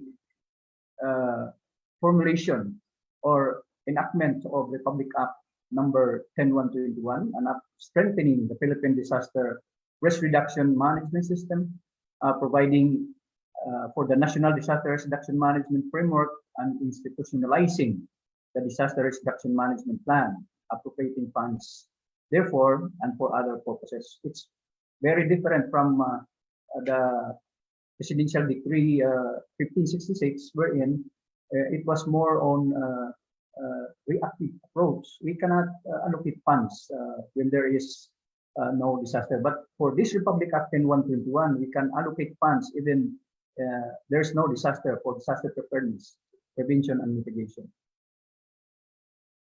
For Southern Leyte, we have 18 municipalities and one city. This is our profile. We have 500 barangays and 339 population. And it's a third-class province. And due to its geographical location, Southern Leyte is highly prone to different types of hazards. We are facing the Pacific Ocean. Whenever there is typhoon from the Pacific Ocean, Southern Leyte is always hit. And if it is coming from South China Sea, it will pass also Southern Leyte. And we are also high risk to, of course, the secondary hazard of typhoon, like landslide, floods, slow onset and rapid onset ones, storm surges, tsunamis, earthquakes, domestic and forest fires. Of course, as what I have mentioned, we have one active volcano. We have 93 rivers, of which 18 are major ones. That's why every time when there is heavy rainfall, we are always experience flooding, because river waters overflows to build up areas. DNR, or the Department of Environment and Natural Resources, Mines and Geoscience Bureau, ranks Southern Leyte number 7 as most landslide-prone province in the Philippines. This is our tsunami hazard map, wherein our coastal areas are high risk whenever there is a tsunami. All of them, 18 municipalities and one city, are coastal LGUs or areas. That's why they are prone to tsunami and storm surge. This is our volcanic hazard. It's actually the high-risk area situated in San Juan, Cabalian, where this volcano is located. This is our liquefaction hazard map in Southern Leyte. This one is the rain-induced landslide. If you could see, the colored red is high risk to landslide, and it's almost all over the province. This landslide vulnerability is located. We have a very tremendous and disastrous landslide happened in Linsagol. It's a barangay in the municipality of St. Bernard. It happened in 2005, and there were more than 1,000 people buried underground. The principal objective of our disaster risk reduction and management approach so that vulnerable population living in hazardous areas become resilient from disaster impact. And for the specific objective, model for creating comprehensive disaster risk reduction management mechanisms by strengthening coping capacity to promote and sustain development process at all levels is established. And we have this inclusive DRM approach. We have an integrated planning and other executive agenda. We always see to it that all the local plans are integrated within this level or areas, from the barangay, municipality, and city to the province, and vice versa, from province plan to municipal and barangay level, so that there will be a holistic and participatory approach. Then environmental protection, we see to it that we always care and protect our environment by lots of programs and activities. As I go along with my presentation, I will show you on how we protect our environment and civil safety and welfare. And we also consider sustainable disaster education. We include schools in our programs for disaster resilience. We even had a series of meetings, consultations, so that this disaster risk reduction management approach has been or to be integrated in school curriculum, and so that school children will know what they need to do before, during, and after a disaster. And we see to it that our approaches should be context-based. When we implement measures, we always base it on past and present knowledge of hazard events. We always involve the community in conduct of risk assessments, planning, implementation, monitoring, and evaluation of a program. For our DRM approaches, we employ participatory, the whole of community approach, not only the whole of local government approach, but the whole of community approach. We involve the community even up to the last unit, which is the family, and the puruks and the barangay. And we employ also the approach of multi-sectoral, multidisciplinary. We involve all other sectors that is present or that are present in the community, and we also ask technical support from multi-disciplines, from our academies, from the technical departments like Pag-asa, DOST, DSWD, and other actors, specifically those who are members of the Provincial Disaster Risk Reduction Management Council.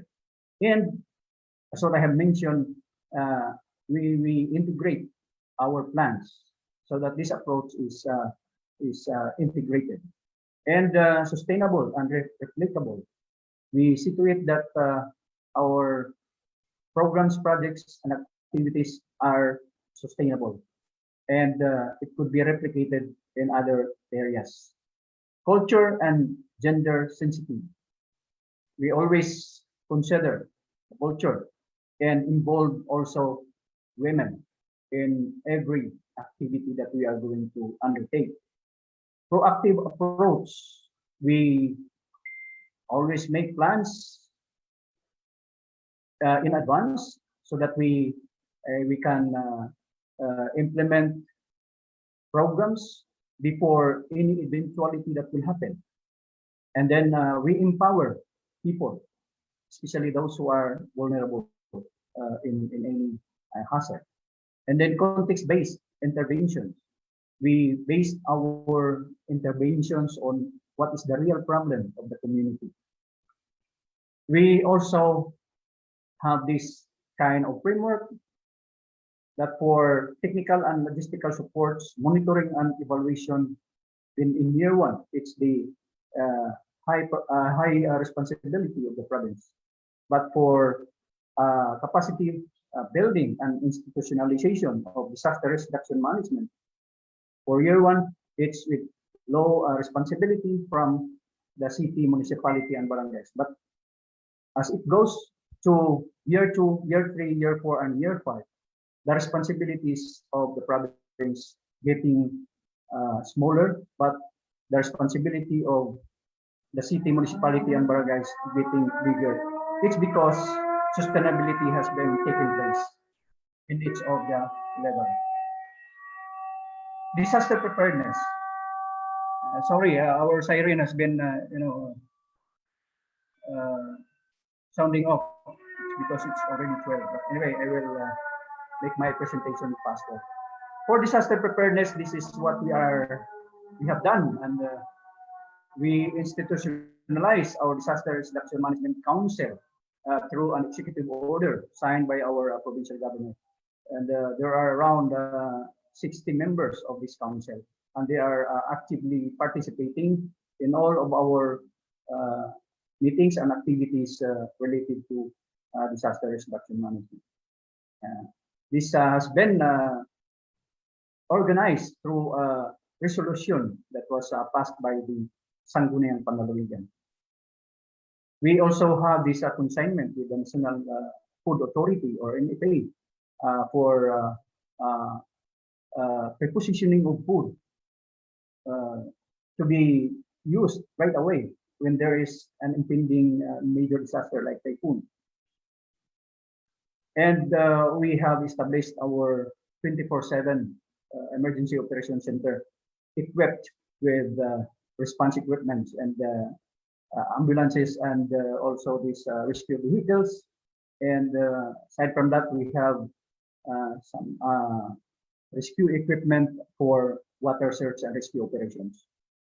We also prepositioned our heavy equipment with the help of our Provincial Engineering Office as member of the Provincial Disaster Reduction Management Council, so that whenever there is a need for heavy equipment, like for example, clearing of debris, roads, whenever there is a landslide, then our equipment can readily mobilize to the area. And we regularly updates our contingency plan so that we are having a document that will serve as our guide whenever there is a major or impending typhoon or any kind of disaster coming. We can activate our plan, and we always involve the community, the municipal and city local government units whenever we formulate and update our contingency plan. We also have some sort of disaster awareness to our youth in a form of this slogan contest, poster making contest, so that the youth will be aware of what is this disaster reduction management all about, and they will be part of the programs and activities that we will be undertaken at the community level. Then we have this province-wide radio interoperability. In all of the local government units, we installed a radio antenna, and we provided them with radio units, including members of the Provincial Disaster Management Council and all other non-government organizations, so that they can provide support whenever there is a major disaster that will happen in terms of providing communication, because we know that communication is very vital during disaster response operations.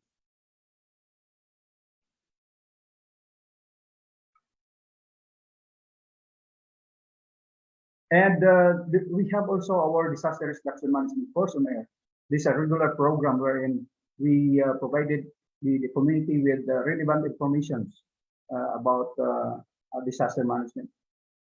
We are always updating them especially during this pandemic, giving them the right information so that the people will know what needs to be done and what happens with regards to this pandemic and other disasters happening. Activation of our emergency operations center when it warrants that based from Pag-asa weather update, for example, during our pre-disaster risk assessment meeting, that we need to activate our incident command system, then we right away call them and preposition our response teams at our emergency operation center ready available for deployment. We have or we are conducting regular meetings with our disaster risk reduction management council, including municipalities and barangays, and did some or series of consultations so that they will be informed also and guided what they need to do. We have organized our provincial disaster risk reduction teams, and they take oath and in front of our governor, so that they are committed to serve during response operations. Sir Danny, we just have a minute left. May we Yes, ask ma'am. that you wrap up? I will wrap it up. Okay, so first aid training, drills in schools and offices. We conducted training on basic ambulance operation, mass casualty incident triads, youth camp for climate change and disaster preparedness. And then we have this automated weather station, text info blast, especially during an impending typhoon. And then we have water level monitoring system, flood early warning system also, and landslide motion sensor. We have this early warning siren, loudspeaker, just minutes, I think you have heard it, it sounded off. And we have these billboard signs, signages for early warning and guides for people to be aware of the hazards. And we have some materials in Bisaya, IEC materials to educate people, the booklets and posters. We have also a digitalization of GIS maps so that we can produce this 1:10 or 1:5,000 GIS maps. And for prevention mitigation, non-structural mangrove planting, construction of concrete river dikes and seawalls, and riprap of river controls, canals, and flagging river controls. And we have also this installation of wave breakers. We call this as tetrapods in technical term. And for disaster response, these are the things that we have done in Ginsagun tragedy, missing person at sea, vehicular accident, and evacuation of people. We supported them to safe evacuation areas. And these are the operations during the flooding, last June 1, Typhoon Dante. And for recovery and rehabilitation, we provided affected families with the housing projects and repair roads and ripraps.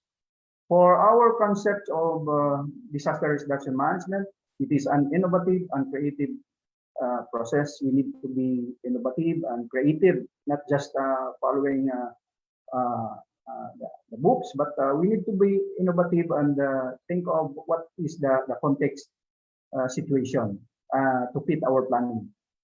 And it is about effective teamwork. We need to cooperate, help each other, because it's not a one-man show. It's a show of a group. That's why there's a need for teamwork. My last slide, it was not raining when Noah built the ark. That's what Howard Rock said. That's all for my presentation, and thank you very much. Thank you very much, Sir Danilo. And it's very inspiring to hear about the experience of Southern Leyte, emphasizing context-based planning and, of course, ensuring the community participation. And for me, it's quite interesting to see the signs and the reminders, of the hazards that we may face whenever there's a calamity, because we don't always regularly experience it. So if you have any questions for Sir Danilo, be sure to post it on our comments page or our chat box. We already have one here for you. Someone is asking, what is your practical advice for LGUs to be better prepared for disasters and to become more disaster resilient based on your own experience? There is a need for collaborative effort from the local chief executive, members of the council, from the province down to the municipality and to the barangay level.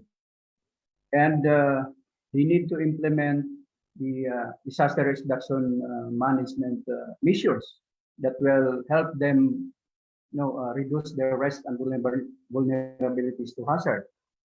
They need to be proactive. Actually, there are lots of approaches that they need to imply, but needs to be proactive always. Don't wait that the disaster will happen.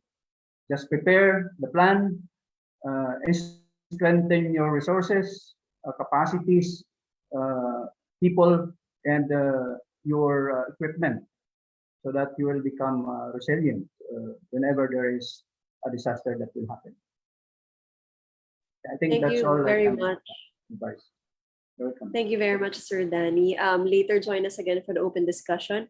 Let me just read some comments from our Zoom chat box. We have Miss Marion Cabanes from Oxfam America, and she said, fantastic presentations. Always good to hear Ian and Mayor Melchor. It's late in the US, but she will listen to the recording.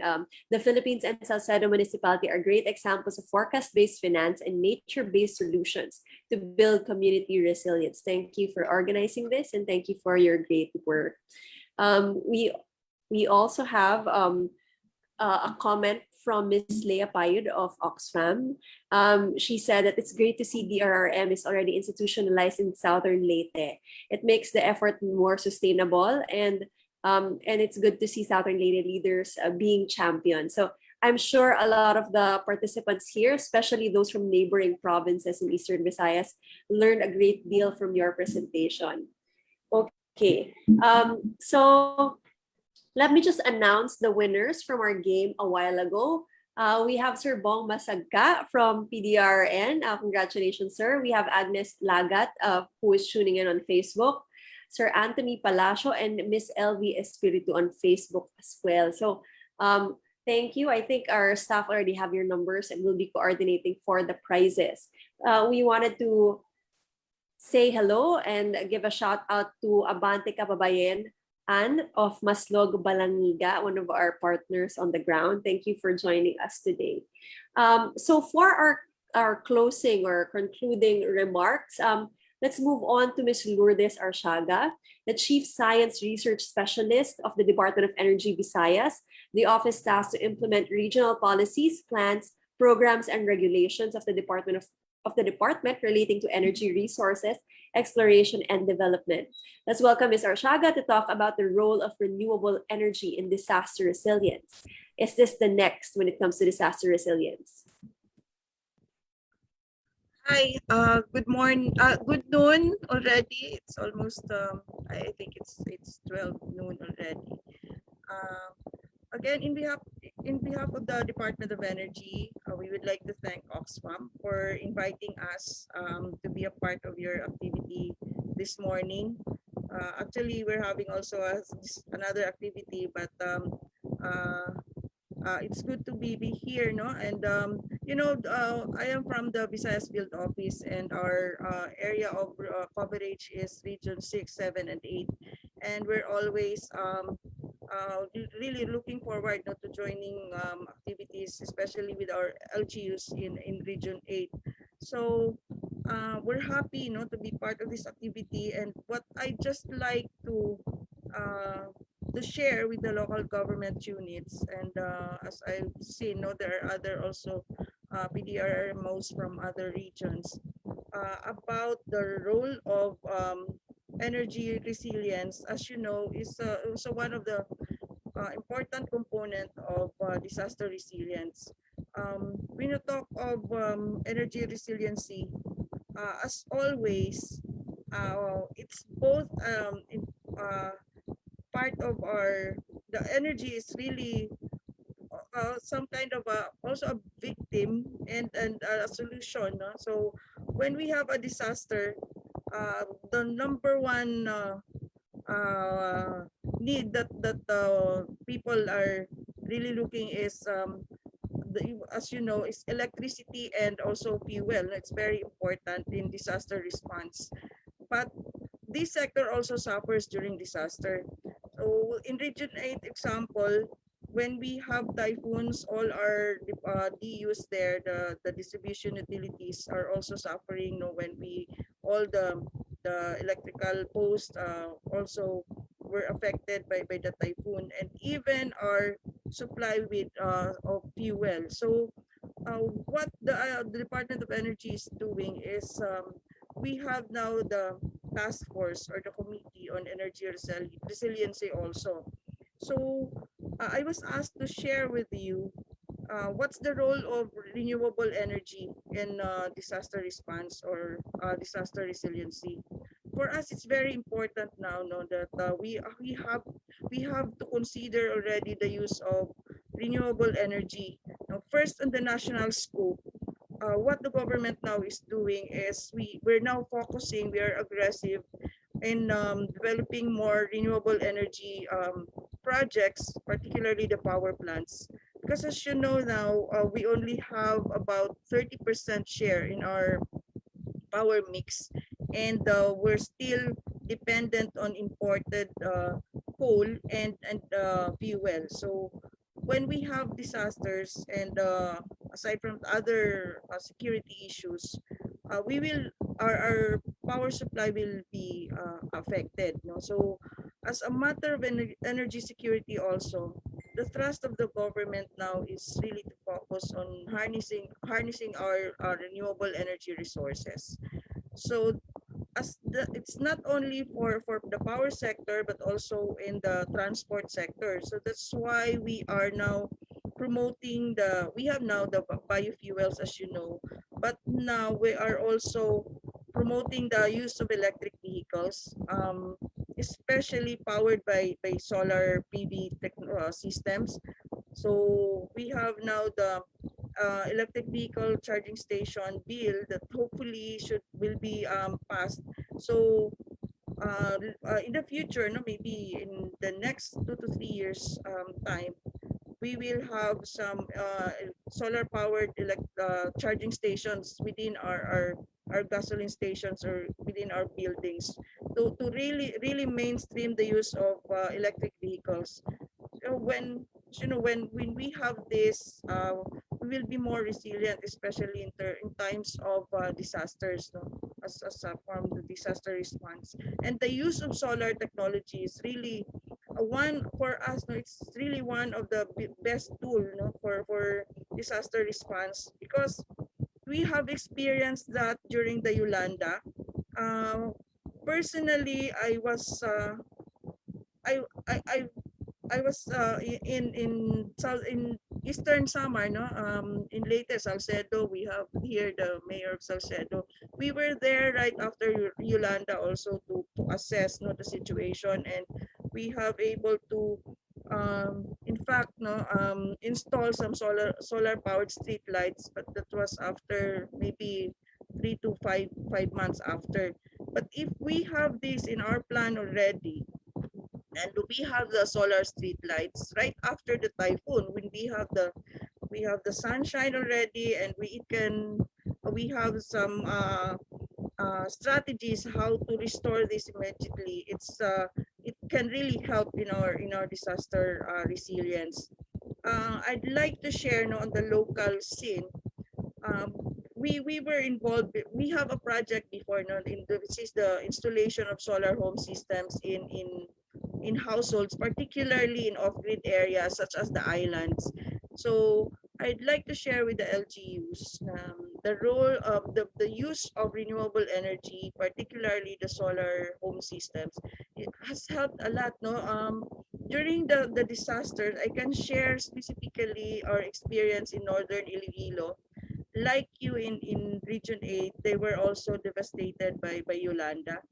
And the first households, no, communities that was able to communicate with the provincial disasters and even with the National Disaster Council offices are those in the islands who have solar home systems, which we have installed months before, no, before the Yolanda. So, and after that, the mainland suffered a very big damage, and they, uh, I guess, no, it took months for them to to restore the power, but in the islands they were able to have electricity and able to charge their cell phone and use radios because of the solar home system. So the point is, I guess while listening earlier with the programs, plans and programs of the best practices of the LGUs, so being with the government, with the Department of Energy, we would like also to encourage the local government units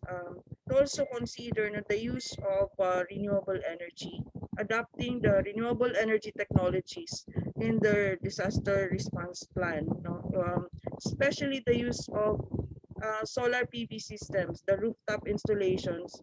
And I'm not sure, and I'm not quite in Region 8, but there are evacuation centers already in other regions.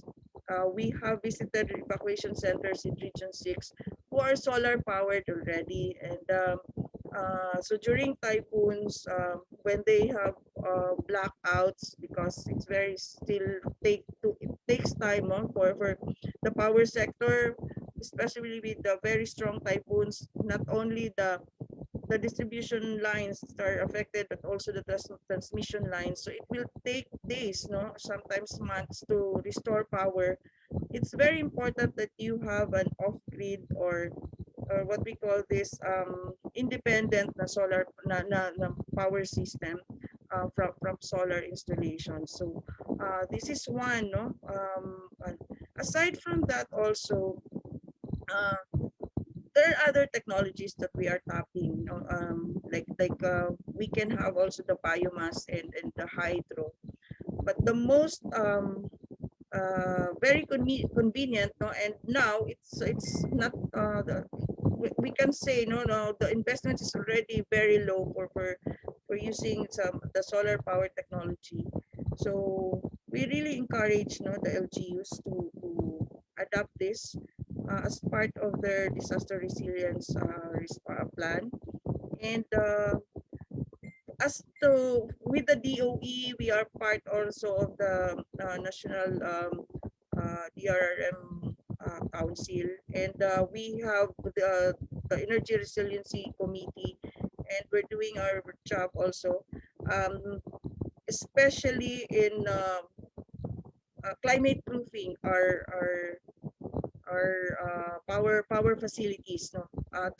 We're working together with the private sector, with the generating companies, and also with the NGCP and especially our distribution utilities or the electric cooperatives, because they are the first who are really badly affected with this. So I guess I hope I have able to share with you. If you need more, since I was invited not just yesterday, I could have prepared some presentations, but again, I was I guess it was Ma'am Leia, I think mentioned to me that Oxfam is now trying to incorporate RE, and we're happy for that. And the DOE is willing to really work with you, partner with you, also with the local government units. Allow me also to take this opportunity to inform the LGUs that with the energy efficiency and conservation law, the use of renewable energies also is part of the mandate already of the local government units. So in the near future, we will be working with you also, and we hope not to offer you some strategies or systems or models, particularly in the use of renewable energies, not just only for disaster response, but also for energy conservation and efficiency and conservation. So I guess that's all, and I would like to congratulate Oxfam and all the LGUs. I'm happy. I'm listening. I just joined on the second half of the program. I'm sorry, we have also another activity, but I'm happy to be connected with the local government units and other sector in Region 8. Thank you very much, and good noon. Thank you, Ms. Lourdes. I'm not seeing any questions yet, but there are posts in the comments box for you. So Mayor Mel is thanking you for the street lights, and he said that some are still working, and indeed it helped them a lot after Yolanda and the subsequent disasters. Um, Ms. Leah Payod of Oxfam Pilipinas also thank you.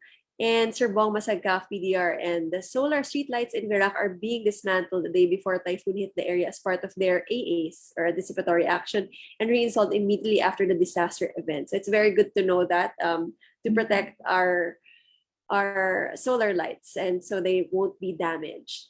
So if there are no other questions for Ms. Lourdes, maybe we can move on to our open discussion with the speakers.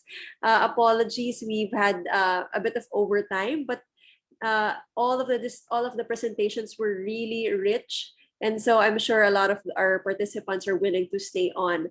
For the open discussion, we're actually allowing our speakers to ask their questions directly with their fellow guest speakers. We've already received some queries, but now is the time. If any of you would like to ask questions to your fellow speakers, just let us know. Yes, Christine, I'd like to ask, is it okay? Yes, go ahead, Sir Dennis.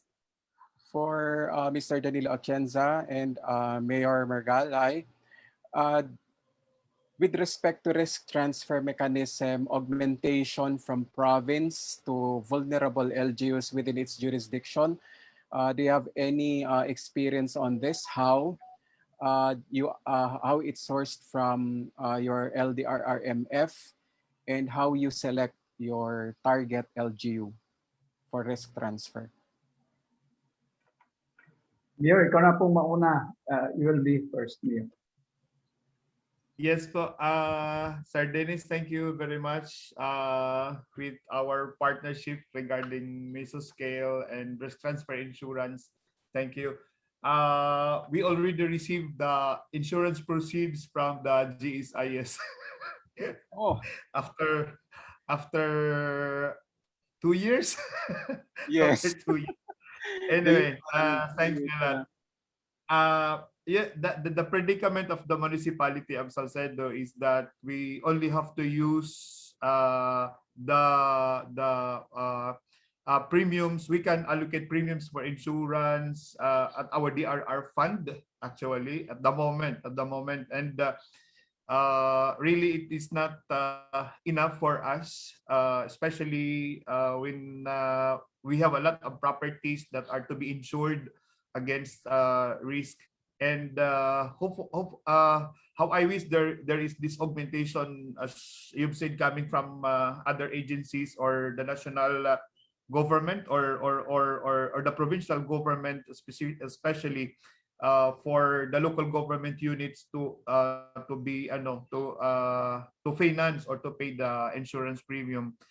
And of course, I think the process for selecting, I like your presentation regarding the map of the municipality of Salcedo, where you triangulate the 15 barangays, and they are potentially they are supposed to be the ones that are the priority, because given the vulnerabilities that they have, especially our fisher folks as well as our farmers, and those that are living with they call this GIDA barangays, they really need to be helped when it comes to insurance. So depending on their vulnerabilities, and I adapt your triangulation mechanism metrics that you did. I think we have to adapt it in our local government unit, Sir Dennis.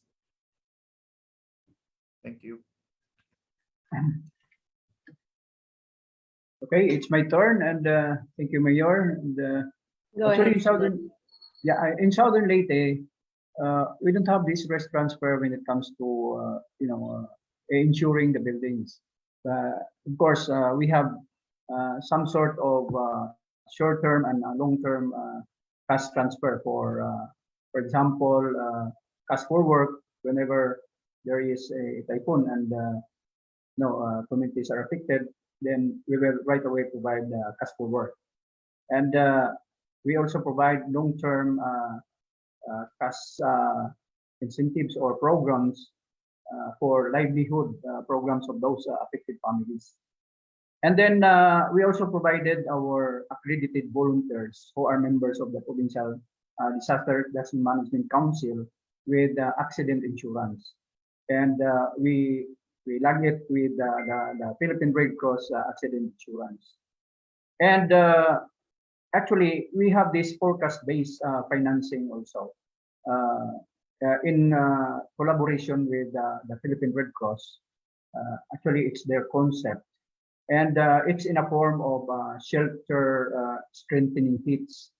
We provided communities who are affected by disaster, specifically a typhoon, with these shelter strengthening kits 3 days before the landfall of the typhoon, based on the Pag-asa bulletin or weather bulletin.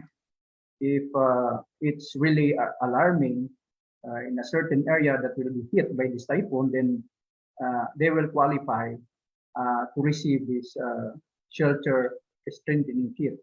Of course, those houses that are made of light material so that it will not be destroyed by the strong wind. So that's our form of, providing our communities with risk transfer.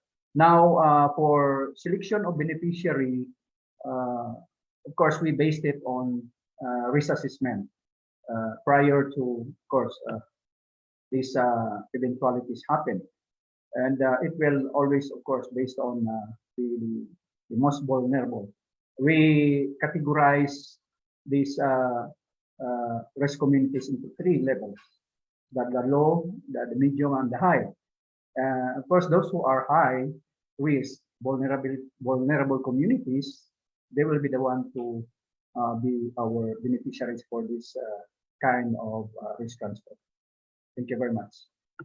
Thank you, Sir Danny. We would like to have more questions, but we wanted to ask Miss Ian, maybe our last question, or unless there's a really burning question from our panel. But Miss Ian, do you have any question from your fellow speakers?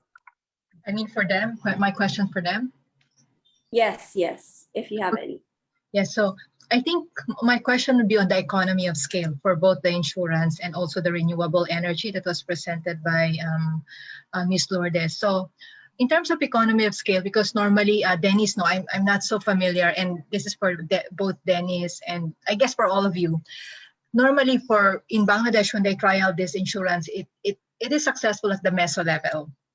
And then it doesn't scale up because they said, oh, it's a very high, these communities are very high risk. Therefore, unless you make it like a universal insurance, I guess that's why, for anticipatory action to be, if many LGUs did that, maybe that will be more financially viable because not all 10,000, not all LGUs will have a disaster, no? So that's my question. So what is the economic scale that is, how many LGUs are we talking about for it to be financially viable, say if someone wants to invest on it? So that's one question. And the same question, I don't know if Ma'am Lourdes is still here about the renewable energy, because I'm seeing that there's an enabling environment, for example, even Pag-ibig, no? If you want to avail of housing loan, if you do solar panel, you are able to have better, that gives you points to approve the loan. So because there might be some initial investment, no, ma'am. So I wanted to know any economy of scale then in terms of spot investment so that LGUs can do it. Thank you. Okay, ma'am. So as maybe a rule of thumb for solar installation, rooftop installation, if it's grid tied, kasi we're going a bit technical here, no? So for solar, kasi there are basically 2 types. So if it's grid tied, meaning you don't have a battery system, you will get your power from solar during daytime and nighttime from the grid, no? So our rule of thumb here is in investment per kilowatt is you just spend about 70 to 100,000 per kilowatt. But now, no, the cost is reducing because the cost of solar power, so solar panels are now getting cheaper. So this average about 70,000 to 80,000. And another setup, this is the off-grid, which you have a battery system already. You even at night time, since you have a battery, you get your power from independently. So you don't rely from the grid. So maybe the LGUs can spend per kilowatt about 100 to 150, depending on the system. No? But now about 100,000 per kilowatt. So that's the rule of thumb, more or less the average for when they want to invest. But yeah, I agree with you. There are other land bank, DBP are now offering packages for renewable energy projects, especially for LGUs. Now, I guess there are some incentives under the renewable energy law. There are incentives and also under the energy efficiency and conservation law. So with the energy efficiency and conservation law, actually the LGUs are encouraged, no, because they are now mandated to prepare a local energy efficiency and conservation plan, in which the use of RE is part of it. So the DBM, in fact, there's a transition period, no, of 3 years, but the DBM is already mandated to give priority to these types of projects when it comes to approval, no, release of funds. So that's siguro some of the mechanisms that the LGUs can really explore, no, and adapt. Thank you. So, Ian, thank you for bringing in the concept of economies of scale, especially on risk transfer. I'd just like to point out, let's flip it completely for insurance discussion or risk transfer. Remember the concept of insurance, it's a pooled contribution. So we need to encourage those who may suffer, or in short, the vulnerable LGUs, to have a literal buy-in into risk transfer so that everything is shared. Because what will happen is that your insurer will just aggregate the insurance premium payments, and then if a catastrophic event hits, meaning say out of 100, let's say just out of 10 LGUs paying the insurance premium, 4 or 5 are hit, the insurer has to pay its promised payout level. So if that's not sustainable, so it will possibly wipe out your insurer. So at the policy level, we need the reinsurance mechanism to pull in more funds. And the reinsurer, and there are a lot of them, and a lot of foreign reinsurers are very much interested in going in. They just want an enabling policy. So we need the reinsurer as an additional financing mechanism to guard against the risk of insurers having a wipeout of their insurance funds. So Thank that's you. very, very important. Yeah. The other point is on pooled insurance, the risk pooling. For the Philippines, it's very, very difficult to implement a risk pool where your LGU, especially your highly urbanized cities in this part, because they have the financial muscle. It's because the very nature of our country being archipelagic, each LGU may have a radically different risk exposure or risk profile. So yung isang danger kasi dyan, parang yung isang mayaman na LGU, baka parang, ay teka, I will sink in a lot of money, but it's the more vulnerable LG who will most likely get a chunk of the risk pool. Thank you very much, Sir Dennis. And unfortunately, we don't have any more time, but thank you for the very interesting insights and very rich discussion among the speakers. We invite everyone to keep chatting, use the chat box section. There are some participants who wanted to you questions as well, but unfortunately we can't do them live. But we just wanted to greet some of the groups who are with us today as well. Abante Kababayenan, Organization of Barangay San Miguel Balanga. We also have SB Secretary and Designate MDRMO of San Francisco Southern Leyte, Servando Tio. Hello, sir. And we, of course, have the Southern Leyte PDRM office. So thank you again for staying with us despite going overtime for more than 30 minutes. Before we actually close our event, can we ask everyone to turn on their videos so we can take a group photo here on Zoom? Our staff will be guiding us to do it. Okay, I think Yancy or Junber, let us know when you are taking it already. Okay po, we have 2 tiles. So wait ko lang po mag-open yung iba. Okay na po ba? Everyone's ready? We are seeing PDRN of Catanduanes. Hello. Wow, we have a lot of large groups logging in here on Zoom. So it's more than the actual number of our participants. We have large groups. LGU of Salcedo, thank you very much to everyone there. There you go. Okay po. Sige po, marami na pong naka-on yung camera. So let's start po with the first tile. Smile lang po tayong lahat. 1, 2, 3. Okay po. Now we're moving on to the next tile. Kung may hahabol pa po. Ayan. Okay po. Smile lang po tayo uling lahat. 1, 2, 3. Okay po. All good.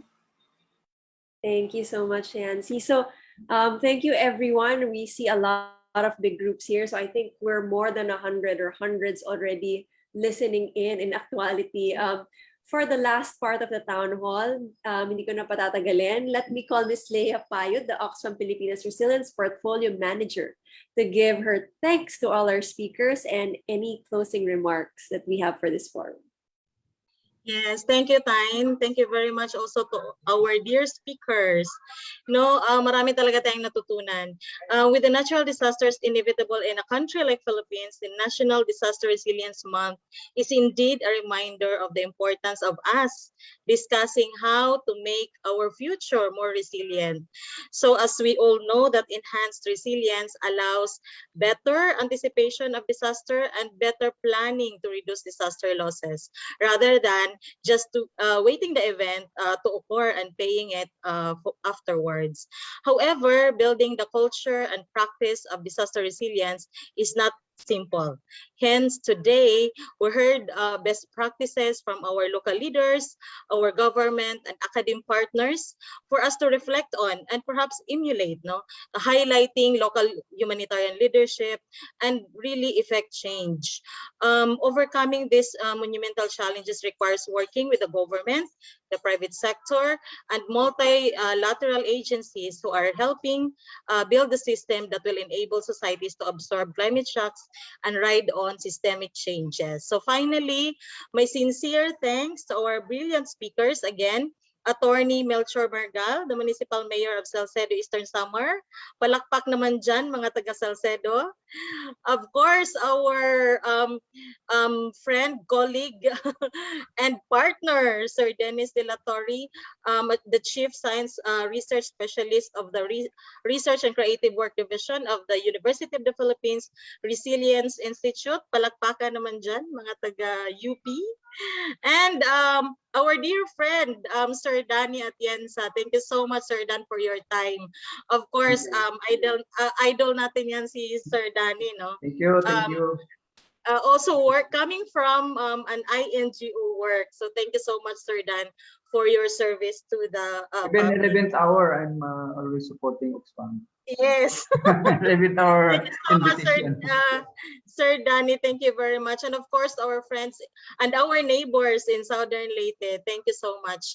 And of course, also the ever proactive Chief Science Research Specialist of the Department of Energy Visayas, Ma'am Lu.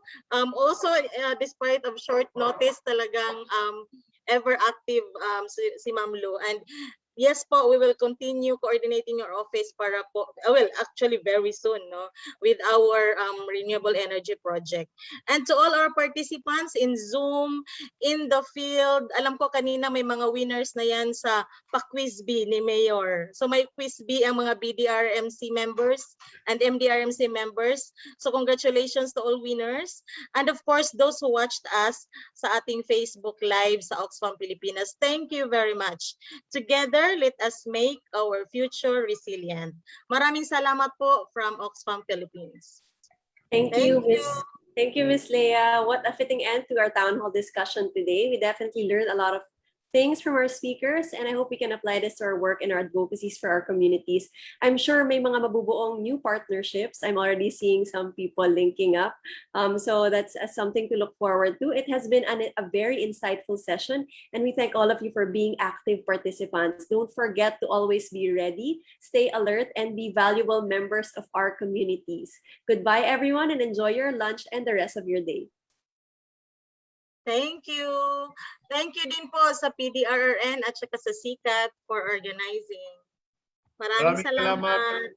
Thank you very much. Maraming salamat. Thank you, Please. Time.